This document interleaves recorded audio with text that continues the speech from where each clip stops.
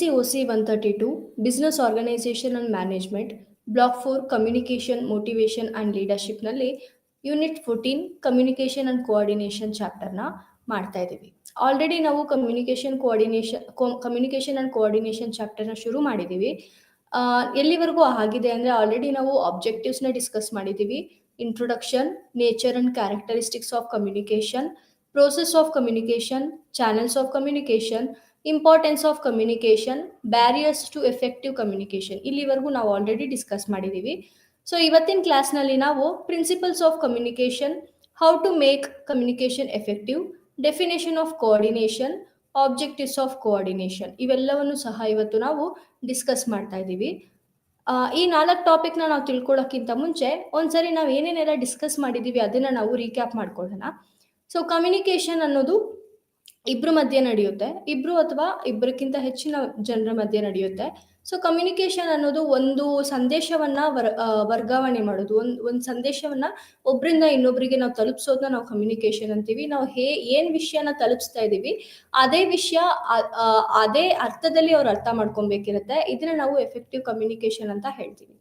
So ಇವತ್ತು ನಾವು communication ಬಗ್ಗೆ ಆಲ್ರೆಡಿ ನಾವು ಕಲ್ತಿದ್ದೀವಿ. ಇವತ್ತು ನಾವು ಕೋಆರ್ಡಿನೇಷನ್ ಬಗ್ಗೆನೂ ನಾವು ಕಲ್ತ್ಕೊಳ್ತಾ ಇದ್ದೀವಿ. ಸೊ ಈ ಅಧ್ಯಯನ ಮಾಡಿದ ನಂತರ ನಾವೇನೇನೆಲ್ಲ ವಿವರಣೆ ಮಾಡ್ಬೋದು ಅಂದರೆ, ಸಂವಹನದ ಅರ್ಥ. ಸಂವಹನ ಅಂದರೆ ಕಮ್ಯುನಿಕೇಷನ್. ಸೊ ಕಮ್ಯುನಿಕೇಷನ್ ಅಂದರೆ ಏನು ಅಂತ ನಾವು ತುಂಬ ಚೆನ್ನಾಗಿ ವಿವರಣೆ ಮಾಡ್ಬೋದು. ಸಂವಹನದ ಸ್ವರೂಪ ಮತ್ತು ಗುಣಲಕ್ಷಣಗಳನ್ನ ನಾವು ವಿವರಣೆ ಮಾಡ್ಬೋದು. ಸಂವಹನದ ಪ್ರಕ್ರಿಯೆ ಏನೇನಿದೆ ಅಂತ ನಾವು ವಿವರಣೆ ಮಾಡ್ಬೋದು. ಸಂವಹನದ ವಿವಿಧ ರೀತಿಯ ಚಾನೆಲ್ಗಳ ನಡುವೆ ಎಣಿಕೆ ಮಾಡಿ ಮತ್ತು ಪ್ರತ್ಯೇಕವನ್ನ ಮಾಡೋದಕ್ಕೆ ನಾವು ಕೇಪಬಿಲಿಟಿ ಇಡ್ತೀವಿ. ಮತ್ತೆ ನಿರ್ವಹಣೆಯಲ್ಲಿ ಸಂವಹನದ ಪ್ರಾಮುಖ್ಯತೆ ಏನು, ಪರಿಣಾಮಕಾರಿ ಸಂವಹನಕ್ಕೆ ಏನೇನೆಲ್ಲ ಅಡೆತಡೆಗಳಿದಾವೆ, ಸಂವಹನದ ತತ್ವಗಳೇನು, ಹಾಗೆ ಸಂವಹನವನ್ನ ಹೇಗೆ ಪರಿಣಾಮಕಾರಿಯಾಗಿ ಮಾಡೋದು, ಇವೆಲ್ಲವನ್ನು ಸಹ ನಾವು ವಿವರವಾಗಿ ವಿವರಿಸ್ಬೋದು ಈ ಘಟಕವನ್ನ ಅಧ್ಯಯನ ಮಾಡಿದ್ರೆ.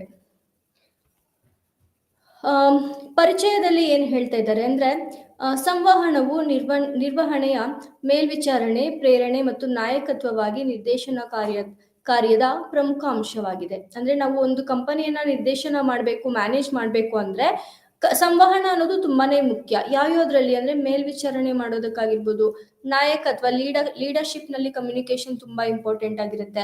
ಹಾಗೆ ನಾವೇನಾದ್ರೂ ಆದೇಶ ಕೊಡ್ಬೇಕಿರತ್ತೆ, ಸೂಚನೆ ಕೊಡ್ಬೇಕಿರತ್ತೆ, ಅಥವಾ ನಾವು ಯಾವುದೋ ಒಂದು ಯೋಜನೆಯನ್ನ ನಾವು ನೀತಿಗೆ ತರ್ತಾ ಇದೀವಿ, ನಿಯಮ ಕಾರ್ಯವಿಧಾನಗಳನ್ನ ನಾವು ವಿವರಿಸ್ತಾ ಇದ್ದೀವಿ ಅಂದ್ರೆ ಇವೆಲ್ಲದಕ್ಕೂ ಸಹ ಸಂವಹನ ಅನ್ನೋದು ತುಂಬಾನೇ ಮುಖ್ಯ ಆಗಿರುತ್ತೆ. ಸೊ ಈ ಘಟಕದಲ್ಲಿ ನಾವು ವ್ಯಾಪಾರ ಸಂಸ್ಥೆಯಲ್ಲಿ ಸಂವಹನದ ಅರ್ಥವನ್ನು ಚರ್ಚಿಸುತ್ತೇವೆ. ಸೊ ಈ ಘಟಕದಲ್ಲಿ ನಾವು ಸಂವಹನದ ಅರ್ಥ ಏನು, ಅದು ವ್ಯಾಪಾರ ಸಂಸ್ಥೆಯಲ್ಲಿ ಸಂವಹನದ ಅರ್ಥ ಏನು ಅಂತ ನಾವು ತಿಳ್ಕೊಂತೀವಿ. ಹಾಗೆ ಅದ್ರ ಸ್ವರೂಪ ಏನು, ಗುಣಲಕ್ಷಣಗಳೇನು, ಪ್ರಾಮುಖ್ಯತೆ, ಏನಕ್ಕೋಸ್ಕರ ಸಂವಹನ ಅನ್ನೋದು ತುಂಬಾ ಇಂಪಾರ್ಟೆಂಟ್, ಇವೆಲ್ಲವನ್ನ ಸಹ ನಾವು ಈ ಚಾಪ್ಟರ್ ನಲ್ಲಿ ತಿಳ್ಕೊಂತಾ ಇರ್ತೀವಿ. ಹಾಗೆಯೇ ಸಂವಹನದ ವಿವಿಧ ಚಾನೆಲ್ಗಳು ಅಂದ್ರೆ ಹೇಗೆ ಸಂವಹನ ನಡೆಯುತ್ತೆ, ಸೊ ಚಾನೆಲ್ಗಳನ್ನು ಕೂಡ ನಾವು ತಿಳ್ಕೊತೀವಿ. ಹಾಗೆ ಚಾನೆಲ್ಗಳಿಗೆ ಡಿಫ್ರೆಂಟ್ ಟೈಪ್ಸ್ ಇದೆ, ಅದನ್ನು ಸಹ ನಾವು ತಿಳ್ಕೊಂತಾ ಇರ್ತೀವಿ. ಮತ್ತೆ ಪರಿಣಾಮಕಾರಿ ಸಂವಹನಕ್ಕೆ ಅಡೆತಡೆಗಳು ಏನೇನೆಲ್ಲ ಅಡೆತಡೆಗಳಿದಾವೆ ಅದನ್ನ ವಿಶ್ಲೇಷಿಸಿ ನಾವು ಅದನ್ನ ನಾವು ತಿಳ್ಕೊಂತ ಇರ್ತೀವಿ ಇವತ್ತು.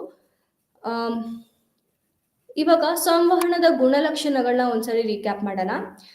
ಇದರಲ್ಲಿ ನಮಗೆ 8 ಪಾಯಿಂಟ್ಸ್ ಇದೆ. ಸೊ ಸಂವಹನದ ಗುಣಲಕ್ಷಣಗಳು ಏನೇನೆಲ್ಲ ಇದೆ ಅಂದ್ರೆ, ಫಸ್ಟ್ ಒನ್, ಇದು ಎರಡು ಪಕ್ಷಗಳನ್ನು ಒಳಗೊಂಡಿರುವ ಸಹಕಾರ ಪ್ರಕ್ರಿಯೆಯಾಗಿದೆ. ಎರಡು ಪಕ್ಷಗಳು ಅಂದ್ರೆ ಒಬ್ರು ಸಂದೇಶವನ್ನ ರವಾನಿಸ್ತಾ ಇರ್ತಾರೆ, ಇನ್ನೊಬ್ರು ಸಂದೇಶವನ್ನ ರಿಸೀವ್ ಮಾಡ್ಕೊಂತ ಅಂದ್ರೆ ಸ್ವೀಕರಣೆ ಮಾಡ್ಕೊಂತ ಇರ್ತಾರೆ. ಇದು ಸಂವಹನದ ಮುಖ್ಯ ಗುಣಲಕ್ಷಣ ಆಗಿರುತ್ತೆ. ಸೊ ಒಬ್ರು ರವಾನಿಸುವವರು ಒಬ್ರು, ಸಂದೇಶವನ್ನು ಸ್ವೀಕರಿಸುವವರು ಒಬ್ರು. ಸೊ ಇಬ್ರು ಇಲ್ಲಿ ಮುಖ್ಯವಾಗಿ ಇದ್ದೇ ಇರ್ತಾರೆ, ಎರಡಕ್ಕಿಂತ ಹೆಚ್ಚು ಜನರು ಸಹ ಇರಬಹುದು. ಎರಡನೇದಾಗಿ, ಸಂವಹನಕ್ಕೆ ಸಂಬಂಧಿಸಿದ ಪಕ್ಷಗಳು ತಿಳಿಸುವ ಸಾಮರ್ಥ್ಯವನ್ನು ಹೊಂದಿರಬೇಕು. ಅಂದ್ರೆ ಇವಾಗ ಸಂವಹನವನ್ನ ಯಾರು ಶುರು ಮಾಡ್ತಾ ಇದ್ದಾರೆ, ಯಾರು ರವಾನಿಸ್ತಾ ಇದ್ದಾರೆ, ಅವ್ರಿಗೆ ಅದನ್ನ ತಿಳಿಸೋಷ್ಟು ಸಾಮರ್ಥ್ಯ ಅಂದ್ರೆ ಅದನ್ನ ಅವ್ರಿಗೆ ಅರ್ಥ ಮಾಡಿಸುವಷ್ಟು ಸಾಮರ್ಥ್ಯ ಇವರಿಗಿರ್ಬೇಕು.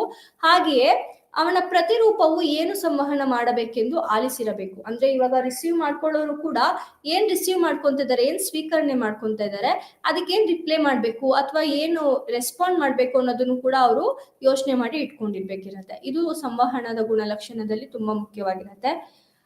ಸಂವಹನವು ಸಂದೇಶವನ್ನು ಕಳುಹಿಸುವುದರ ಜೊತೆಗೆ ಸ್ವೀಕರಿಸುವುದನ್ನು ಒಳಗೊಂಡಿರುತ್ತದೆ. ಅಂದ್ರೆ ಇದು ದ್ವಿಮುಖ ಸಂಚಾರ. 2 ಕಡೆ ಸಂಚಾರ ಇರುತ್ತೆ. ಒಂದ್ ಕಡೆ ಸಂದೇಶವನ್ನ ಕಳಿಸ್ತಾ ಇದ್ರೆ ಒಂದ್ ಕಡೆ ರಿಸೀವ್ ಮಾಡ್ಕೊಂತಾ ಇರ್ತಾರೆ.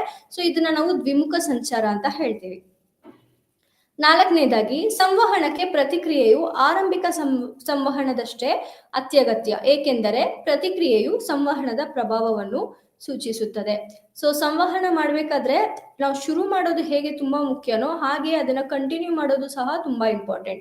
ಅವ್ರು ಹೇಗೆ ನಮ್ಗೆ ರೆಸ್ಪಾಂಡ್ ಮಾಡ್ತಾ ಇದ್ದಾರೆ, ಪ್ರತಿಕ್ರಿಯೆ ಏನ್ ಕೊಡ್ತಾ ಇದ್ದಾರೆ, ಅದು ತುಂಬಾನೇ ಇಂಪಾರ್ಟೆಂಟ್ ಆಗಿರುತ್ತೆ. ಇವಾಗ ನಾನು ಏನ್ ಮಾತಾಡ್ತಾ ಇದ್ದೀನಿ ಅದನ್ನ ಅವ್ರು ಹೇಗೆ ರಿಸೀವ್ ಮಾಡ್ಕೊಂತ ಇದ್ದಾರೆ, ಕೇಳಿಸ್ಕೊಂತ ಇದ್ದಾರಾ ಇಲ್ವಾ, ಇವೆಲ್ಲವೂ ಸಹ ತುಂಬಾನೇ ಇಂಪಾರ್ಟೆಂಟ್ ಆಗುತ್ತೆ. ಇದನ್ನು ಸಹ ಸಂವಹನದ ಗುಣಲಕ್ಷಣಗಳಲ್ಲಿ ಒಂದಾಗಿರುತ್ತೆ.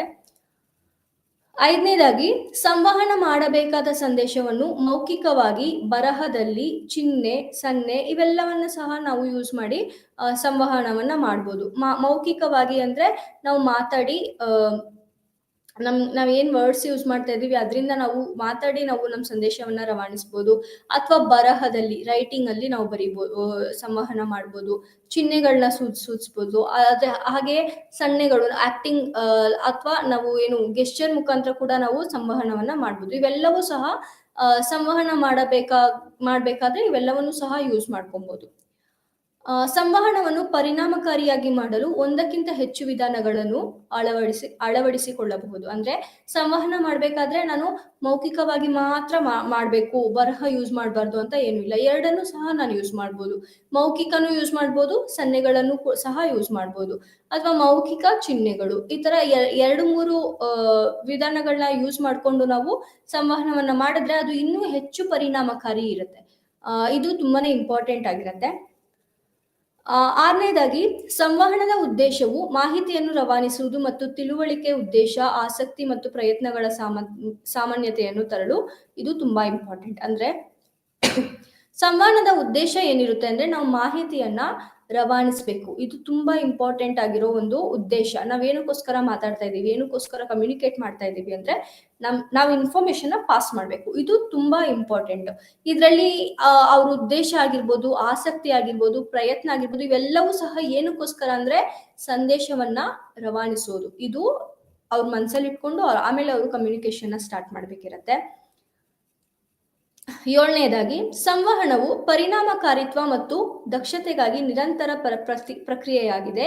ನಡೆಯುತ್ತಿರುವ ಕಾರ್ಯಾಚರಣೆಗಳು, ಯೋಜನೆ ಮತ್ತು ನೀತಿ ತಯಾರಿಕೆಯಲ್ಲಿ. ಸೊ ಕಂಪನಿಯಲ್ಲಿ ಏನೇನೆಲ್ಲ ಕೆಲಸ ಆಗ್ತಾ ಇದೆ, ಅದ್ರ ನಿರಂತರ ಕೆಲಸ ಕಾರ್ಯ ನಡೀತಾ ಇರಬೇಕು. ಅವ್ರ ಯೋಜನೆ ಏನ್ ಮಾಡ್ತಾ ಇದ್ದಾರೆ, ನೀತಿ ನಿಯಮಗಳನ್ನ ಏನ್ ಮಾಡ್ತಾ ಇದ್ದಾರೆ, ಅವೆಲ್ಲವನ್ನ ಸಹ ಅವರು ಪರಿಣಾಮಕಾರಿಯಾಗಿ ಅವರು ಕೊಡ್ಬೇಕು, ಅಥವಾ ಪರಿಣಾಮಕಾರಿಯಾಗಿ ಎಲ್ಲರೂ ಫಾಲೋ ಮಾಡ್ಬೇಕು ಅಂದ್ರೆ ಅದು ಫಸ್ಟ್ ಅವ್ರಿಗೆ ಅರ್ಥ ಆಗಿರ್ಬೇಕು. ಅರ್ಥ ಆಗ್ಬೇಕಂದ್ರೆ ನೀಟಾಗಿ ಕಮ್ಯುನಿಕೇಟ್ ಮಾಡಿರ್ಬೇಕು, ಅಂದ್ರೆ ಸಂವಹನ ಮಾಡಿರ್ಬೇಕು. ಇದಕ್ಕೂ ಕೂಡ ಸಂವಹನ ಅನ್ನೋದು ತುಂಬಾನೇ ಇಂಪಾರ್ಟೆಂಟ್ ಆಗಿರುತ್ತೆ. ಕೊನೆಯದಾಗಿ ಉನ್ನತ ಅಧಿಕಾರಿಗಳ ನಡುವೆ ಸಂವಹನವು ಲಂಬವಾಗಿ ಮೇಲಕ್ಕೆ ಅಥವಾ ಕೆಳಕ್ಕೆ ಅಥವಾ ಸಮಾನ ಶ್ರೇಣಿಯಲ್ಲಿ ನಡೆಯಬಹುದು. ಅಂದ್ರೆ ಸಂವಹನ ಅನ್ನೋದು ಟೂ ವೇ ಕಮ್ಯುನಿಕೇಶನ್ ಆಗಿರುತ್ತೆ. ಅದು ಮೇಲೆಯಿಂದ ಕೆಳಗಾಗಿರ್ಬೋದು, ಕೆಳಗಿಂದ ಮೇಲೆ ಆಗಿರ್ಬೋದು, ಅಥವಾ ಈಕ್ವಲ್ ಆಗಿ ವರ್ಕ್ ಮಾಡೋರ್ ಜೊತೆ ಕಮ್ಯುನಿಕೇಶನ್ ಆಗಿರ್ಬೋದು. ಸೊ ಇವೆಲ್ಲವೂ ಸಹ ಒಂದೊಂದು ಸಿಚುವೇಶನ್ ಅಲ್ಲಿ ಬೇಕಿರುತ್ತೆ. ಅಂದ್ರೆ ಟಾಪ್ ಮ್ಯಾನೇಜ್ಮೆಂಟ್ ಇಂದ ಲೋಯರ್ ಮ್ಯಾನೇಜ್ಮೆಂಟ್ ಅಂದ್ರೆ ಆಪರೇಷನಲ್ ಮ್ಯಾನೇಜ್ಮೆಂಟ್ಗೆ ಯಾವ್ದಾದ್ರು ಒಂದು ಸಂದೇಶ ಅನ್ನೋದು ಕೊಡ್ಲೇಬೇಕಿರುತ್ತೆ. ಹಾಗೆ ಲೋಯರ್ ಮ್ಯಾನೇಜ್ಮೆಂಟ್ ಇಂದ ಮ್ಯಾನೇಜ್ಮೆಂಟ್ಗೆ lower or operational management workers ಇಂದ ಟಾಪ್ ಮ್ಯಾನೇಜ್ಮೆಂಟ್ಗೆ ಏನಾದ್ರೂ ಇನ್ಫಾರ್ಮೇಶನ್ ಕೊಡ್ಲೇಬೇಕಿರುತ್ತೆ. ಹಾಗೆ ಸಮಾನವಾಗಿ ವರ್ಕ್ ಮಾಡ್ತಾ ಇರೋ ಮ್ಯಾನೇಜರ್ ಟು ಮ್ಯಾನೇಜರ್ ಕಮ್ಯುನಿಕೇಶನ್ ಇವೆಲ್ಲ ಇರ್ಲೇಬೇಕು ಒಂದು ಕಂಪನಿಯಲ್ಲಿ. ಅದಕ್ಕೂ ಸಹ ಕಮ್ಯುನಿಕೇಶನ್ ಅಥವಾ ಸಂವಹನ ಅನ್ನೋದು ತುಂಬಾನೇ ಮುಖ್ಯವಾಗಿದೆ. ಇವೆಲ್ಲವೂ ಸಹ ಸಂವಹನದ ಗುಣಲಕ್ಷಣಗಳಾಗಿರುತ್ತೆ. ಈಗ ನಾವು ಸಂವಹನದ ಪ್ರಕ್ರಿಯೆ ಹೇಗೆ ಅಂತ ಒಂದ್ಸರಿ ರೀಕ್ಯಾಪ್ ಮಾಡೋಣ. ಅದರಲ್ಲಿ ಮೊದಲನೆಯದಾಗಿ ಕಲ್ಪನೆ ಅಥವಾ ಸಮಸ್ಯೆಯ ಸ್ಪಷ್ಟ ಗ್ರಹಿಕೆ. 2ನೇದಾಗಿ ಒಳಗೊಂಡಿರುವ ಇತರರ ಭಾಗವಹಿಸುವಿಕೆ, ಸಂದೇಶದ ಪ್ರಸರಣ, ಸಂದೇಶವನ್ನು ಸ್ವೀಕರಿಸುವವರನ್ನು ಪ್ರೇರೇಪಿಸುವುದು, ಸಂವಹನದ ಪರಿಣಾಮಕಾರಿತ್ವದ ಮೌಲ್ಯಮಾಪನ. ಅಂದ್ರೆ ಸಂವಹನ ಹೇಗೆ ನಡೆಯುತ್ತೆ, ಅದು ಹೇಗೆ ನಡಿಬೇಕು ಅಂದ್ರೆ ಮೊದಲನೆಯದಾಗಿ ಕಲ್ಪನೆ ಅಥವಾ ಸಮಸ್ಯೆಯ ಸ್ಪಷ್ಟ ಗ್ರಹಿಕೆ. ನಾವು ಯಾವ್ದ್ರ ಬಗ್ಗೆ ಸಂದೇಶವನ್ನ ರವಾನಿಸ್ತಾ ಇದ್ದೀವಿ ಅದ್ರ ಬಗ್ಗೆ ಸ್ಪಷ್ಟ ಗ್ರಹಿಕೆ, ಅದ್ರ ಬಗ್ಗೆ ಎಲ್ಲಾ ಇನ್ಫಾರ್ಮೇಶನ್ ಕೂಡ ನಾನು ಗ್ರಹಿಸಿ, ಅಂದ್ರೆ ನಾನು ತಿಳ್ಕೊಂಡು ಅರ್ಥ ಮಾಡ್ಕೊಂಡು ಆಮೇಲೆ ನಾನು ಕಮ್ಯುನಿಕೇಶನ್ನ ಶುರು ಮಾಡಬೇಕಿರುತ್ತೆ. ಇದು ಮೊದಲನೇ ಪ್ರಕ್ರಿಯೆ. ಎರಡನೇದಾಗಿ ಒಳಗೊಂಡಿರುವ ಇತರರ ಭಾಗವಹಿಸುವಿಕೆ. ಆ ಸಮಸ್ಯೆ ಅಥವಾ ಆ ಪರ್ಟಿಕ್ಯುಲರ್ ಸಿಚುವೇಶನ್ ಅಲ್ಲಿ ಯಾರ್ಯಾರೆಲ್ಲ ಭಾಗವಹಿಸ್ತಾ ಇದ್ದಾರೆ ಅವರೆಲ್ಲರೂ ಸಹ ಕಮ್ಯುನಿಕೇಶನ್ ಒಳಗೊಂಡಿರುತ್ತೆ. ಮೂರನೇದಾಗಿ ಸಂದೇಶದ ಪ್ರಸರಣ. ಸೊ ಏನ್ ಸಂದೇಶವನ್ನ ಅವ್ರು ಪ್ರಸರಣ ಮಾಡ್ಬೇಕು ಅನ್ಕೊಂಡಿದ್ದಾರೆ, ಯಾರಿಗ್ ಮಾಡ್ಬೇಕು ಅನ್ಕೊಂಡಿದ್ದಾರೆ, ಯಾವಾಗ, ಸಂದೇಶದ ನಿಜವಾದ ಪ್ರಸಾರದ ಮೊದಲು, ಇವೆಲ್ಲವನ್ನು ಸಹ ಅವರು ಡಿಸೈಡ್ ಮಾಡಿ ಆಮೇಲೆ ಅವರು ಸಂದೇಶವನ್ನ ಪ್ರಸರಣ ಮಾಡ್ತಾರೆ. ಇಲ್ಲಿ ಮಾಡ್ಬೇಕಾದ್ರೆ ಎರಡು ಮುಖ್ಯ ಪಾರ್ಟ್ಸ್ ಬರುತ್ತೆ. ಏನೇನು ಅಂದ್ರೆ ಎನ್ಕೋಡಿಂಗ್, ಡಿಕೋಡಿಂಗ್ ಅಂತ ಬರುತ್ತೆ. ಇದು ನಿಮ್ಗೆ ನೆಕ್ಸ್ಟ್ ಸ್ಟೆಪ್ ಅಲ್ಲಿ ಗೊತ್ತಾಗುತ್ತೆ. ನಾಲ್ಕನೇದಾಗಿ ಸಂದೇಶವನ್ನು ಸ್ವೀಕರಿಸುವವರನ್ನು ಪ್ರೇರೇಪಿಸುವುದು.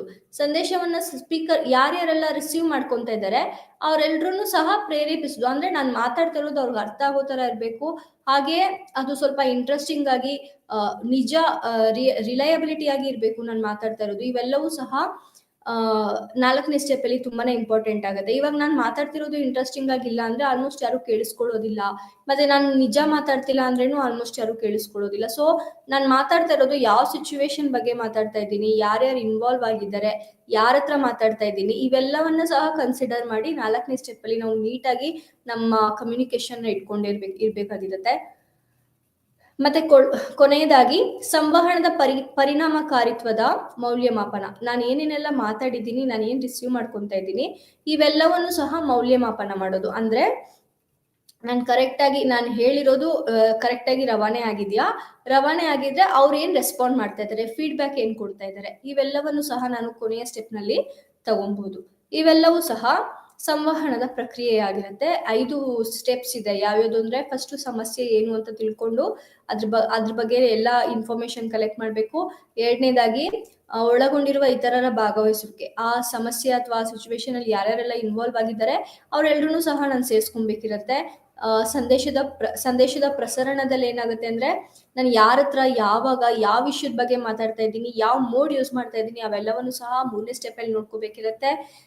ನಾಲ್ಕನೇದಾಗಿ ಸಂದೇಶವನ್ನು ಸ್ವೀಕರಿಸುವವರನ್ನು ಪ್ರೇರೇಪಿಸುವುದು. ಅಂದ್ರೆ ನಾನು ಮಾತಾಡ್ತಿರೋದು ಅವ್ರಿಗೆ ಅರ್ಥ ಆಗ್ತಾ ಇದೆಯಾ, ನಾನು ನಿಜ ಮಾತಾಡ್ತಾ ಇರ್ಬೇಕಾಗಿರತ್ತೆ, ಅಂಡ್ ಇವನ್ ಇಂಟ್ರೆಸ್ಟಿಂಗ್ ಆಗಿ ಮಾತಾಡ್ಬೇಕಿರತ್ತೆ. ಇವೆಲ್ಲವನ್ನು ಸಹ ನಾಲ್ಕನೇ ಸ್ಟೆಪ್ ಅಲ್ಲಿ ನೋಡ್ಕೊಬೇಕಿರತ್ತೆ. ಕೊನೆಯದಾಗಿ ಮೌಲ್ಯಮಾಪನ. ಅವ್ರ ಹತ್ರ ನಾನು ಫೀಡ್ಬ್ಯಾಕ್ ಕಲೆಕ್ಟ್ ಮಾಡ್ಬೇಕಿರತ್ತೆ. ಸಂವಹನದ ಪ್ರಕ್ರಿಯೆಯಲ್ಲಿನ ಅಂಶಗಳು. ಸೊ ಏನೇನೆಲ್ಲ ಆಗತ್ತೆ ಸಂವಹನ ಮಾಡ್ಬೇಕಾದ್ರೆ ಅಂದ್ರೆ ನಾನು ಯಾವ್ದಾದ್ರು ಒಂದು ಡಿವೈಸ್ ಯೂಸ್ ಮಾಡ್ಕೊಂಡು ಸಂದೇಶವನ್ನ ಕೊಡ್ತಾ ಇದ್ದೀನಿ. ಫಾರ್ ಎಕ್ಸಾಂಪಲ್ ನನ್ನ ಮೆಸೇಜ್ ಅಲ್ಲಿ ನಾನು ಇನ್ಫಾರ್ಮೇಶನ್ ಪಾಸ್ ಮಾಡ್ತಾ ಇದ್ದೀನಿ, ಅಥವಾ ಇದು ಯಾವುದೇ ಮೋಡ್ ಆಗಿರ್ಬೋದು, ಇಟ್ ಮೇ ಬಿ ಕಾಲ್ ಆಗಿರ್ಬೋದು, ಅಥವಾ ಮೆಸೇಜ್ ಆಗಿರ್ಬೋದು, ವಾಟ್ಸಪ್ ಆಗಿರ್ಬೋದು, ಆರ್ ಯಾವುದೇ ಸೋಷಿಯಲ್ ಮೀಡಿಯಾ ಯೂಸ್ ಮಾಡ್ತಾ ಇರ್ಬೋದು. ಸೊ ಈ ತರ ಸಿಚುವೇಶನ್ ಅಲ್ಲಿ ಸಂವಹನ ಹೇಗೆ ನಡೆಯುತ್ತೆ ಅಂದ್ರೆ ಇದರಲ್ಲಿ ನಮಗೆ ಸ್ಟೆಪ್ಸ್ ಇದೆ. ಫಸ್ಟ್ ಸಂವಹನಕಾರ, ಸೆಂಡರ್ ಅಂತ ನಾವು ಹೇಳ್ತೀವಿ. ಅವರು ಒಂದು ಮೆಸೇಜ್ನ ಎನ್ಕೋಡ್ ಮಾಡಿ ಆಮೇಲೆ ಅವ್ರು ಕಳಿಸ್ತಾರೆ. ಎನ್ಕೋಡಿಂಗ್ ಅಂದ್ರೆ ಇರೋ ವರ್ಡ್ಸ್ ಅಂದ್ರೆ ನಾನು ಏನ್ ಮೆಸೇಜ್ ಮಾಡ್ತಾ ಇದ್ದೀನಿ ಅದು ಜಂಬಲ್ಡ್ ವರ್ಡ್ಸ್ ಆಗಿ ಕನ್ವರ್ಟ್ ಆಗುತ್ತೆ. ಅಂದ್ರೆ ಅದನ್ನ ಬೇರೆ ಯಾರು ಸಹ ಕೀಸ್ ಅಂದ್ರೆ ಪಬ್ಲಿಕ್ ಕೀ ಅಥವಾ ಪ್ರೈವೇಟ್ ಕೀ ಅಂತ ಇರುತ್ತೆ, ಆ ತರ ಕೀಸ್ ಇಲ್ಲದೆ ಅವರು ಓಪನ್ ಮಾಡಿ ನೋಡೋದಕ್ಕಾಗಲ್ಲ. ಅದನ್ನ ನಾವು ಎನ್ಕೋಡಿಂಗ್ ಅಂತ ಹೇಳ್ತೀವಿ. ಸೊ ಎನ್ಕೋಡಿಂಗ್ ಅಲ್ಲಿ ನಾವು ಸಂದೇಶವನ್ನ ಆ ತರ ಎನ್ಕೋಡ್ ಮಾಡ್ತೀವಿ. ಸಂದೇಶವನ್ನ ಒಂದು ಮಾಧ್ಯಮದ ಮುಖಾಂತರ ನಾವು ಕಳಿಸ್ತೀವಿ. ಮಾಧ್ಯಮ ಅದೇ ನಾನು ಹೇಳಿದಾಗ ಅದು ಏನ್ ಬೇಕಾದ್ರೂ ಆಗಿರ್ಬೋದು, ಮೆಸೇಜ್ ಆಗಿರ್ಬೋದು ಅಥವಾ ಕಾಲ್ ಆಗಿರ್ಬೋದು, ಇವೆಲ್ಲವೂ ಸಹ ನಮಗೆ ಮಾಧ್ಯಮದಲ್ಲಿ ಬರುತ್ತೆ. ಮತ್ತೆ ಡಿಕೋಡಿಂಗ್ ಯಾರು ಮಾಡ್ತಾರೆ ಅಂದ್ರೆ ರಿಸೀವರ್ ಮಾಡ್ಕೊಂತಾರೆ. ಡಿಕೋಡಿಂಗ್ ಅಂದ್ರೆ ಎನ್ಕೋಡ್ ಆಗಿರೋ ಮೆಸೇಜ್, ಜಂಬಲ್ಡ್ ಆಗಿರೋ ಮೆಸೇಜ್, ಅದನ್ನ ಕಾಮನ್ ಆಗಿ ಇನ್ನ ಜಿಬ್ರಿಶ್ ಅಂತಾನು ಸಹ ನಾವು ಹೇಳ್ಬೋದು. ಸೊ ಅದನ್ನ ನಾವು ಡಿಕೋಡಿಂಗ್ ಮಾಡಿ ಆಮೇಲೆ ರಿಸೀವರು ಆ ಮೆಸೇಜ್ ನ ರಿಸೀವ್ ಮಾಡಿ ಓದ್ಕೊಂತಾರೆ. ಸೊ ಅದಾದ್ಮೇಲೆ ಅವರು ಪ್ರತಿಕ್ರಿಯೆ ಕೊಡ್ತಾರೆ. ಏನೇನೆಲ್ಲ ಡಿಕೋಡ್ ಮಾಡಿ ಮೆಸೇಜ್ ಓದಿದ್ದಾರೆ ಅದಕ್ಕೆ ಪ್ರತಿಕ್ರಿಯೆ ಏನಾದ್ರೂ ಇದ್ರೆ ಅವರು ರಿಪ್ಲೈನ ಕೊಡ್ಬೋದು, ಅಥವಾ ಫೀಡ್ಬ್ಯಾಕ್ ಆಗಿರ್ಬೋದು, ರಿಪ್ಲೈ ಆಗಿರ್ಬೋದು, ಇವೆಲ್ಲವನ್ನು ಸಹ ಅವರು ಕೊನೆಯ ಸ್ಟೆಪ್ ಅಲ್ಲಿ ಕೊಡ್ತಾರೆ. ಸೊ ಸಂವಹನಕಾರ ಅಂದ್ರೆ ಸೆಂಡರ್ ಆಗಿರ್ತಾರೆ, ಮೆಸೇಜ್ ನ ಸೆಂಡ್ ಮಾಡ್ತಾರೆ, ಅವರು ಎನ್ಕೋಡ್ ಮಾಡಿ ಮೆಸೇಜ್ ನ ಸೆಂಡ್ ಮಾಡ್ತಾರೆ, ಮೆಸೇಜ್ ನ ಒಂದು ಮಾಧ್ಯಮದ ಮುಖಾಂತರ ಸೆಂಡ್ ಮಾಡ್ತಾರೆ, ಅದನ್ನ ಡಿಕೋಡ್ ಮಾಡ್ತಾರೆ, ಡಿಕೋಡ್ ಮಾಡಿ ರಿಸೀವರ್ ಓದ್ತಾರೆ, ಓದಿದಾಗಿದ್ಮೇಲೆ ಅವರು ಪ್ರತಿಕ್ರಿಯೆಯನ್ನ ಕೊಡ್ತಾರೆ. ಇವೆಲ್ಲವೂ ಸಹ ಸಂವಹನ ಪ್ರಕ್ರಿಯೆಯ ಅಂಶಗಳು.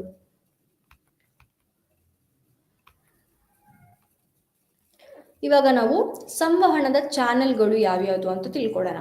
ಅಂದ್ರೆ ಹೇಗೆ ಕಮ್ಯುನಿಕೇಶನ್ ಆಗತ್ತೆ.